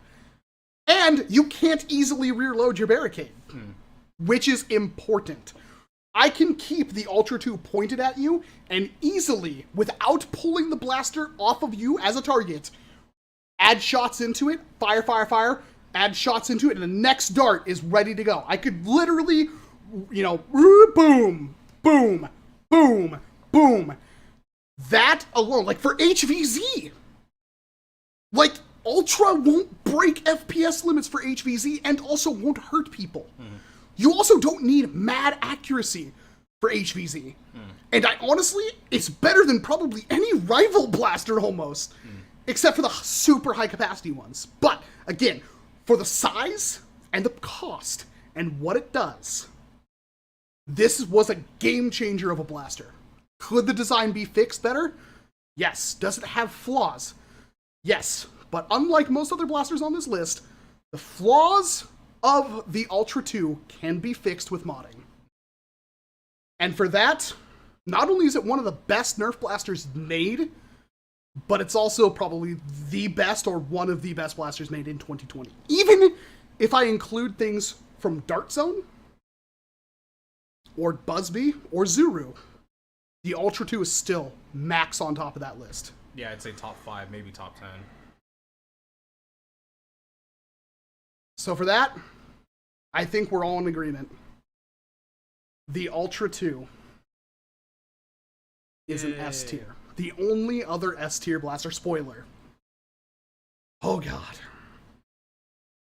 Do we even need to go through the rest of this list? Yeah, so we got S tier. An S for Shoryuken. Yeah, no kidding. Are you guys done? Are you guys ready for what's about to happen? Oh god. I'm not. I'm really not. It really does. Like, I want to, like, save this and add another tier. I would. I'm telling you, call it the Hasbro. The uppercut.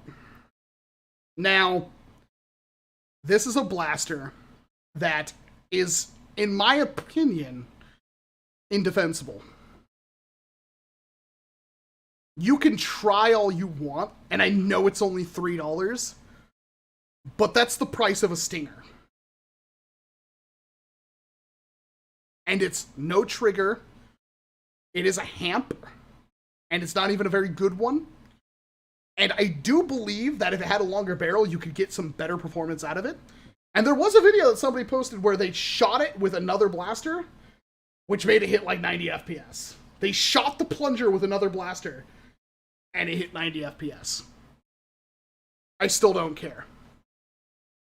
The uppercut is, in my opinion, the worst blaster of 2020. That's a clue. And, in my opinion, the worst blaster Hasbro has ever made.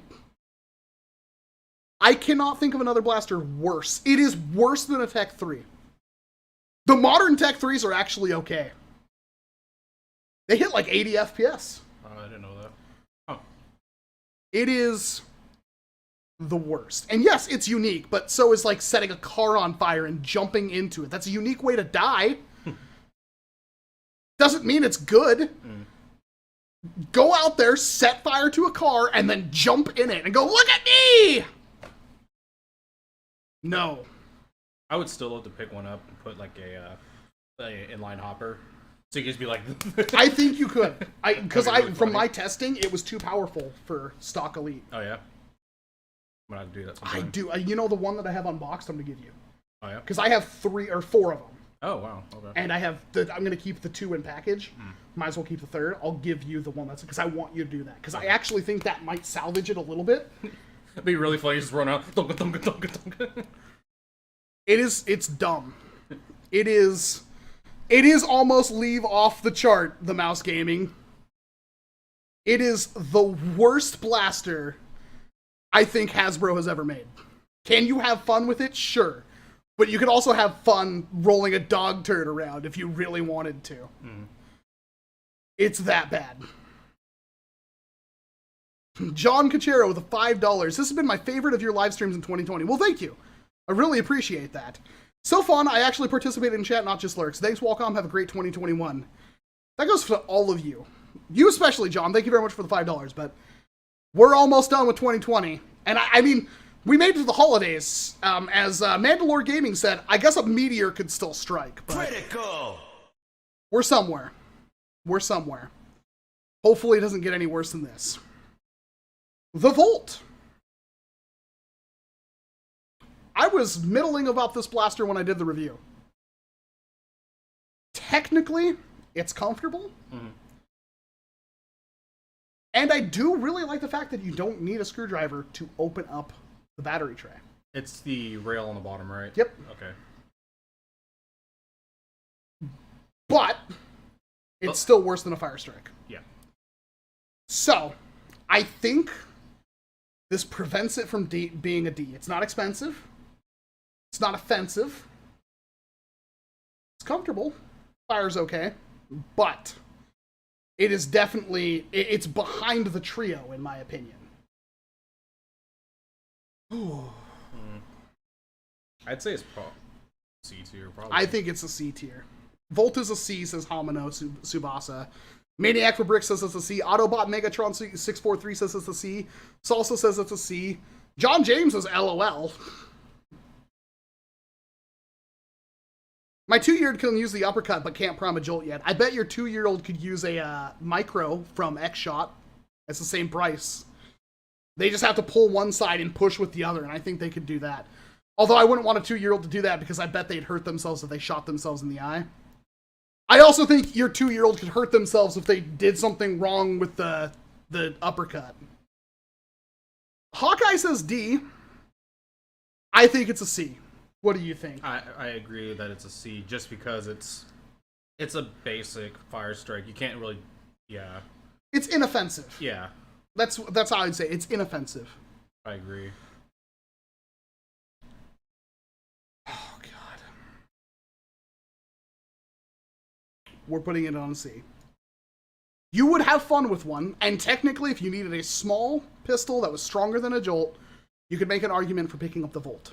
However, even in 2020, there are better options. I would honestly still rather use a micro shot, because I think a micro shot will hit the same thing.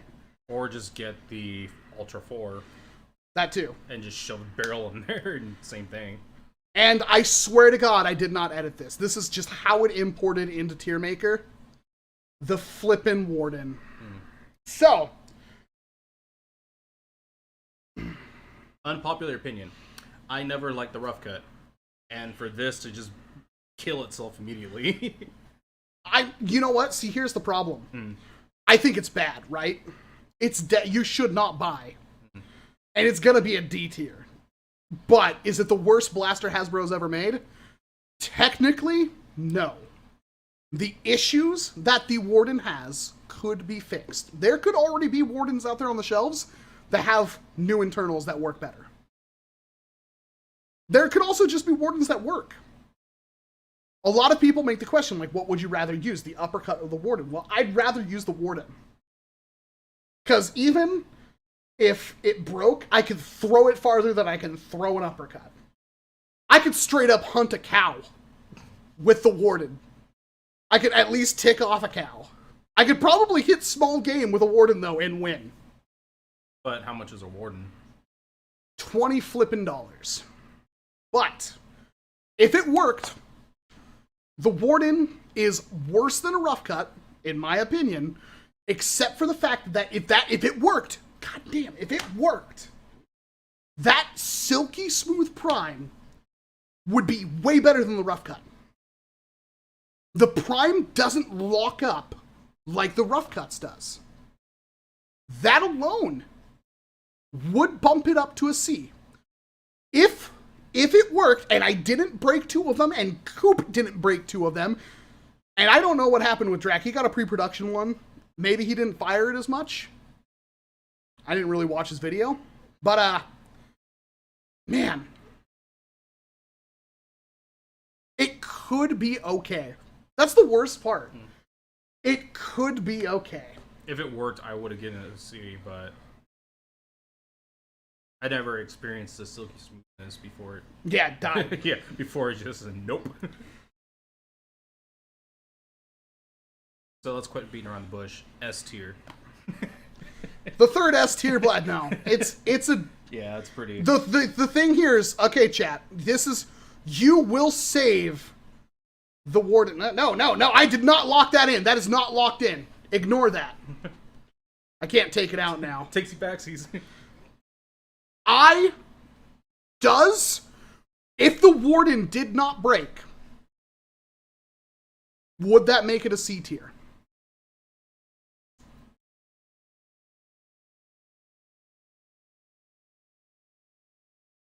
Let's be objective. If the warden did not break, would that make it a C tier? And I think that is a worthy question to ask.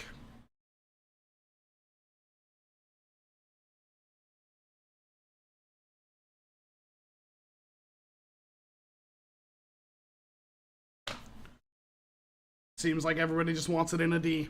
Yeah. B if functional? I don't think so, Ed. I don't think you'd ever convince me it's a B. I don't even think I'd put the rough cut as a B. It's one of my favorite blasters, and I don't think I'd put it as a B. Especially the year it came out. My God. If we were to do this for every year, we went back to 2012, 2013. Like, that's a tier list, man. Hit like if you think we should do that. Do you think we should go through every year of Nerf and find, like, 2013 would be a freaking gold, and that would be the hardest tier list. Because that was Elite, Dart Tag, and Vortex all at the same time, pretty much.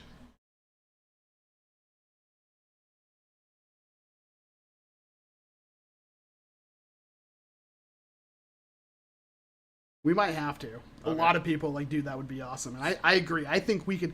We've managed to kill 3.5 hours doing this. Good. So, in S tier, yeah, I think this is a fair state. I think the Ultra 2 is slightly worse than the Saturn. Hamano,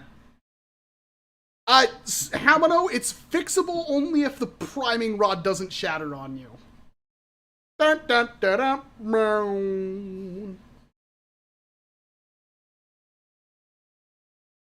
In A tier, well, I definitely don't think the alternator is the best. No. I think, oh God, this is so hard. Just an A tier. Oh man. Man, that's really hard. It really is. I think. I say the Dorado because it's the closest to S tier. Yeah, I actually would agree. Followed by the Halo, followed by the IR, then the Pharaoh, then take down the SMG. Yeah, you're on the same wavelength. Then the Flight, boy. And I would put the SMG just in front of that, and I would honestly put. I would honestly put the Shell Strike in front of the alternator. I put the alternator as a solid A-. I think you could do worse than the alternator, but I also think that it's gimmicky enough and good enough that you could use it. In B tier, Hammer, Moto Strike, SR, Turbine, definitely Charger, definitely Ultra 4. I would personally put like the Roundhouse, whatever, in front of the Charger, but that's me personally. Because I really don't like the Charger.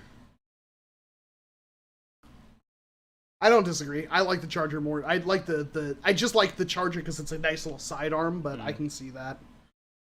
I don't think the Commander is like the greatest, but I think it's better than most of what we got here. It's just because it's Slamfire and it's an Elite 2.0 that technically works, and it has added function. You could build it into a cool little thing. Yeah. I would be happy with this. I'm gonna put the Contractor kind of towards the end. Yeah, I agree with that. That looked pretty good. Let's see. I would put the Turbine above the SR. I think I would actually put the Turbine almost over the Megamoto Strike. That's a tough one. I think they're both pretty much the same. Yeah. Especially at the same price tag. Yeah, I agree with that. C tier is actually pretty on point. I would definitely move the Ultra 5 up. I would move the Gold Grinder down, to be Yeah. honest. Yeah, I agree. Technically, we can't be too mad at the Phoenix. It technically works. I think this was a hard C tier. Yeah. I actually don't mind putting the GL there. Because if you want it, it works and it's fun. I'd probably put the Fire Strike above the Ghoul Grinder. Yeah. And I think that's pretty good. Well, not the Jolt. The Jolt can go up. And honestly, the BASR is not a bad for top of C tier. Because honestly, it's like the least offensive of the C tier. Yeah. It's like usable. Then we got D tier. And honestly, I think this being up there, it was just expensive. Yeah. Man. And then this would be second place. And, wow. Long shot, but that's because you can change internals. Yeah. And then the game, because you could technically have fun with that. The rest of these are like a dumpster fire. But which one's the worst? Well, that's kind of hard.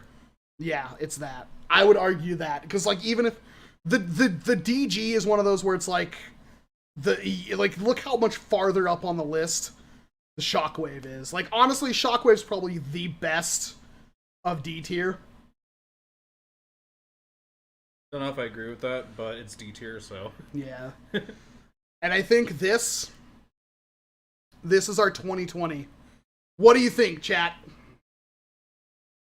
Should this go down in history as Nerf's 2020? Honestly, it had like way less blasters than any other year, by the way. Yeah. There was actually, I shouldn't say any other year, there was a surprising amount of blasters, but 2019, I think, kicked it really hard. Mm. I think 2019 had like 20 or 22 more blasters.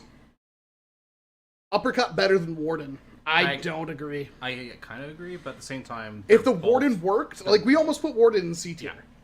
So... That's true. Trev, I don't agree with you because the GL sometimes works, and if you, like, it's hard. If I were to hand you my GL, you would have fun with it. Like that's just how it works. Mm. Plus, the GL when you take the back plate off, all the holes are exposed, so you could just fill that with brass and make rear loaded single shots. God, that would be so amazing. I would wonder if it was like you could actually be like, thunk, thunk, and it actually like really far, like 1900 FPS. Like it could happen. Mm. I have two. Oh, like God. It's almost worth trying. We could still technically make it shoot I think the seal would be the problem between the plunger tube and the thing, but like technically we could and still make it shoot rockets. Welcome back, Jacob. The finisher should be a A because of the Athena kit. I don't think that's fair because even with the Athena kit, I don't think it's an A. The Athena kit's fun, but I don't think it's like a must buy. Yeah. Even if you had a finisher, I don't think the Athena kit is a must buy. It's a pretty solid purchase if you want to invest in that. The problem with the finisher is the weak catch, which I don't know if they told me they were going to make a catch for it. I don't know if that happened. And the weak catch means it's hard to do a spring upgrade. Is that a long shot in D? Have I been living under a rock? Technically, Ishuba, you have, because the long shot in D is a worse long shot that's $50, and that's a slap in the face compared to the fact that you could just go on eBay and buy like a Zombie Strike long shot, or any long shot for cheaper than that. Maybe not shipped. I think with shipping, you can buy an OG long shot for cheaper than that, though. Yeah. I wonder if you could put an inline clip in the Dorado.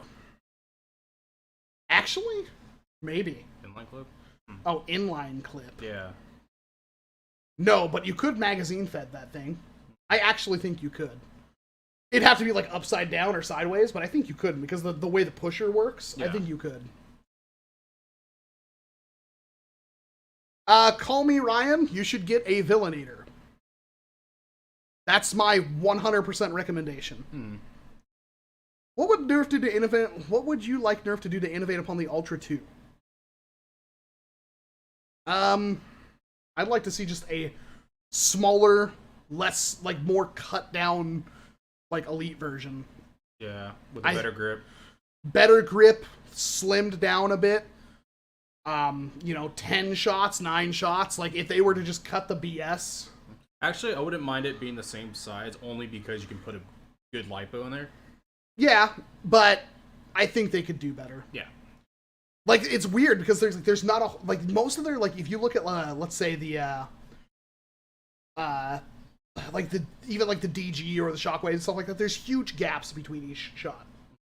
And, like, the Ultra 2 is one of the first blasters like that, in Nerf anyway, that doesn't have massive gaps between each shot. It's like, they use the maximum amount of space, pretty much. Yeah.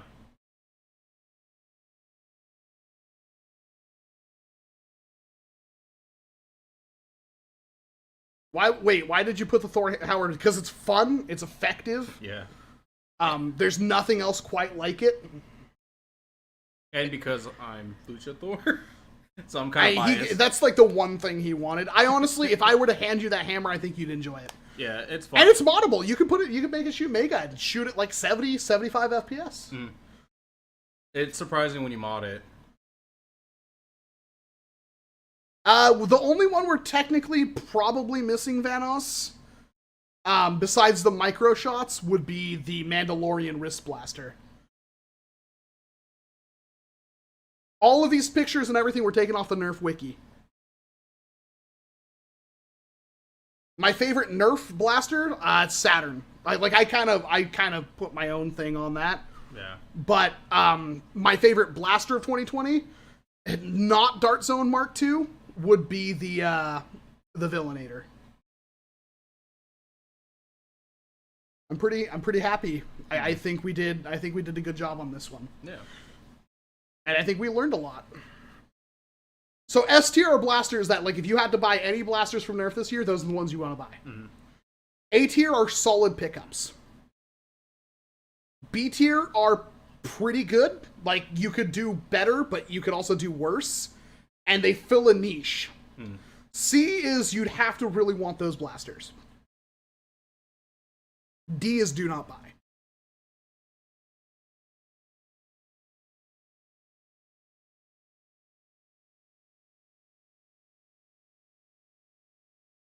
I think we're good. I think that's a solid... Does anybody have anything to ask? I think we're going to wind down now. We've been doing this for 3.5 hours.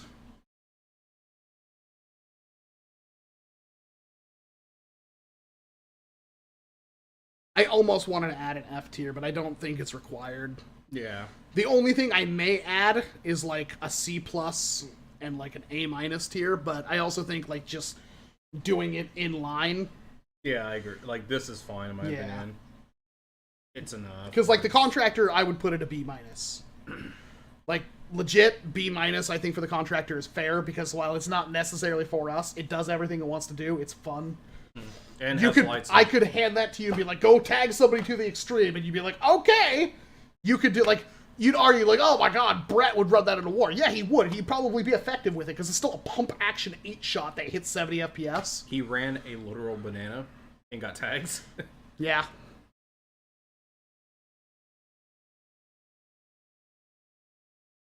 You could remove the hammer. Right? Yeah. If you wanted to turn that just into an inline weird thing, you could remove the hammer. Yeah, the barrel will be sticking out a bit, but yeah. Mason's Gang, I know. I have one. It's called the Power Mech. I do have one. Do you think Ultra can improve? Of course. I think the Dart idea is good. Mm-hmm. I think they just need to, like, them fixing it without increasing the weight is the hardest part. Yes, I thank you very much, Rain. I hope you all had wonderful holidays. And I hope you all stay safe.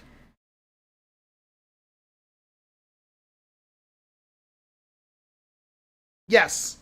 Awesome Possum, he ran a literal banana. Mm. Not a peely, not a foam banana, a literal banana, and tagged people with it. Mm. Brenda, I don't know. I will be shocked, because here's the weird thing. Look at this list. What $100 blasters do you see on this list? What Infinises? What Prometheuses? What Perseus? There are none. Oh god, yeah. Oh. Like, some of the most expensive blasters are like 50, 60 bucks. That's it, which is good. But most of the blasters that are 50, 60 bucks aren't really worth the 50, 60 bucks. Mm. There was no big ticket Nerf blaster of 2020, in my opinion. Like, even the Halo MA40, $50 blaster.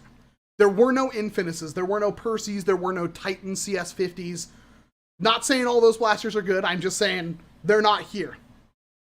I would expect 2020 to have some things. If I had to make a guess, I'm assuming a lever action rival is going to come, which sucks because I was working on one. Hopefully I can still finish it before leaks start coming out. We may see Hyper, we may not. For all I know, it was canceled.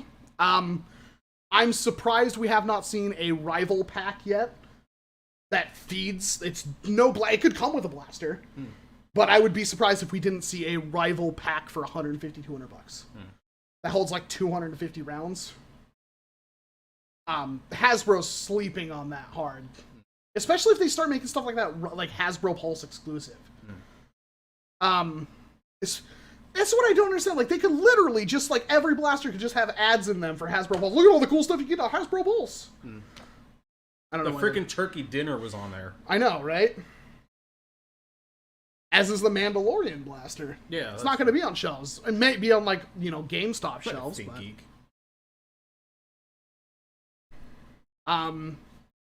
Double barrel trilogy. Like, break action trilogy. You know, trilogy shell fed. I don't know. Somebody had a good reason for why they didn't do the Sledgefire. I'm hoping they just do, hey, screw the trilogy shells. Here's the double-barreled Sledgefire. Comes with 8 shells, $60, $70. I'd buy it in a heartbeat. Yeah. The minigun from Fortnite. I'm surprised we didn't see that.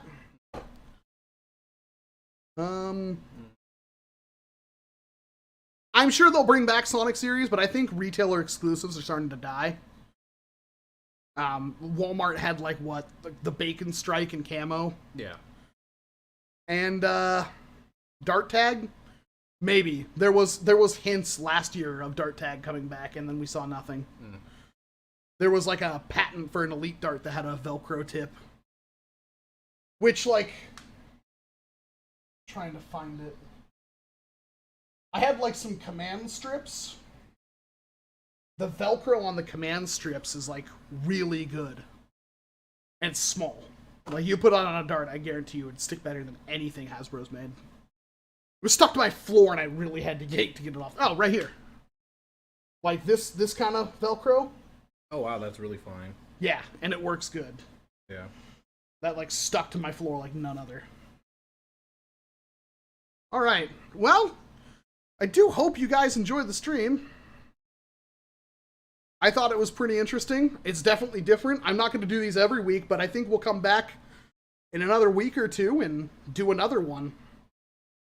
So we might have to put up a poll to see what year you want to see, because there's some good years, you know, or even some good years where things were bad. There have been other bad years in Nerf. Like I said, I will put this stream up, but I do think that I'm just going to do another video on it. It's going to be its own standalone video. We'll see. If this stream goes unlisted and stays unlisted, you'll know why. Thank you very much, everybody, for joining us. It was a ton of fun. We had a lot of people here. I can't wait to see the metrics. That's going to be really interesting. If you enjoyed this, please hit like. If you want to see more like this, hit subscribe. We do these live streams, or at least I do, every Saturday night, starting at 5 p.m. Pacific Standard Time. Every Saturday. Sometimes I'm joined by Luchathor, or Dr. Flux, or sometimes both. I try to have them over as much as possible because I think it's more fun to have a co-host. And 2021 is going to be the biggest year for my channel. We have so many things in the pipeline that I will talk about more, but we're going to be hitting you guys like a single, like, Titan. What is that? The Unity Power System Titan. We have a lot of stuff coming. It's going to be probably fundamentally life-changing for me. And my goal is, if I don't change the hobby, then I have failed, and I can't afford to fail. So, that is my teaser for what's coming up. We have a lot of cool stuff coming on. There is 140 of you still watching. I'll try to say goodbye to as many of you as possible. Oh boy. That's a long list. Thank you very much. Akagi Nizana. American Foam, thank you very much for moderating. You've been here the entire time. You are a legend. Darn mouse just fell off the... Ugh, I've already broke my keyboard today. Like, seriously, I just bought this keyboard and the frickin' key cap broke off with the stem still in there. Upset. Akagi Nizana, American Foam, thank you very much for moderating. You were here the entire time. Awesome Possum, Brenda Ellis, Call Me Ryan, Captain Falcon, you've been here for a long time. Central PlayStation, also been here for a long time. Charlie Kelly, Issue Ba Diddy. Hawkeye 007, thank you very much for moderating. Homely, thank you very much for moderating. Hotcoin, J. Brian Cardenas Aguirre, I'm sorry. James White, thank you very much for moderating. Jason Santiago, J-Ro, John Cachero, thank you very much. Maniac for Bricks, thank you. Nexus Nerf, Psyblast Yeet, it don't need it. Okay. Random, Raymond Fortunato, SFOTI, Sean Mullen, Slam City, thank you, you've been here for a while. Smith Zero, the Gaming Snail, nice to see you. The Dizzy Dragon, Fandom Agent 44, Trev, Umar Angle, Vanos Fan 121, Extra Medium 77, and your boy Jason. There's a lot of you in there. I'm sorry if I didn't get all of you. Thank you very much. And of course, man, I forgot to turn the music back on, but thank you very much. And of course, I hope to see you in an entirely different live stream, and go pester him to make more videos. This year, yes. I mean, we're pretty much going to make it so you're going to see Luchathor videos no matter what. Yeah. That's part of our grandiose plan for 2020. Mm-hmm. We'll lead you out with a song, everybody. Thank you. Bathroom. Once again. Yeah, I agree. Don't destroy it too badly. Take care, everyone. Red Bull, baby.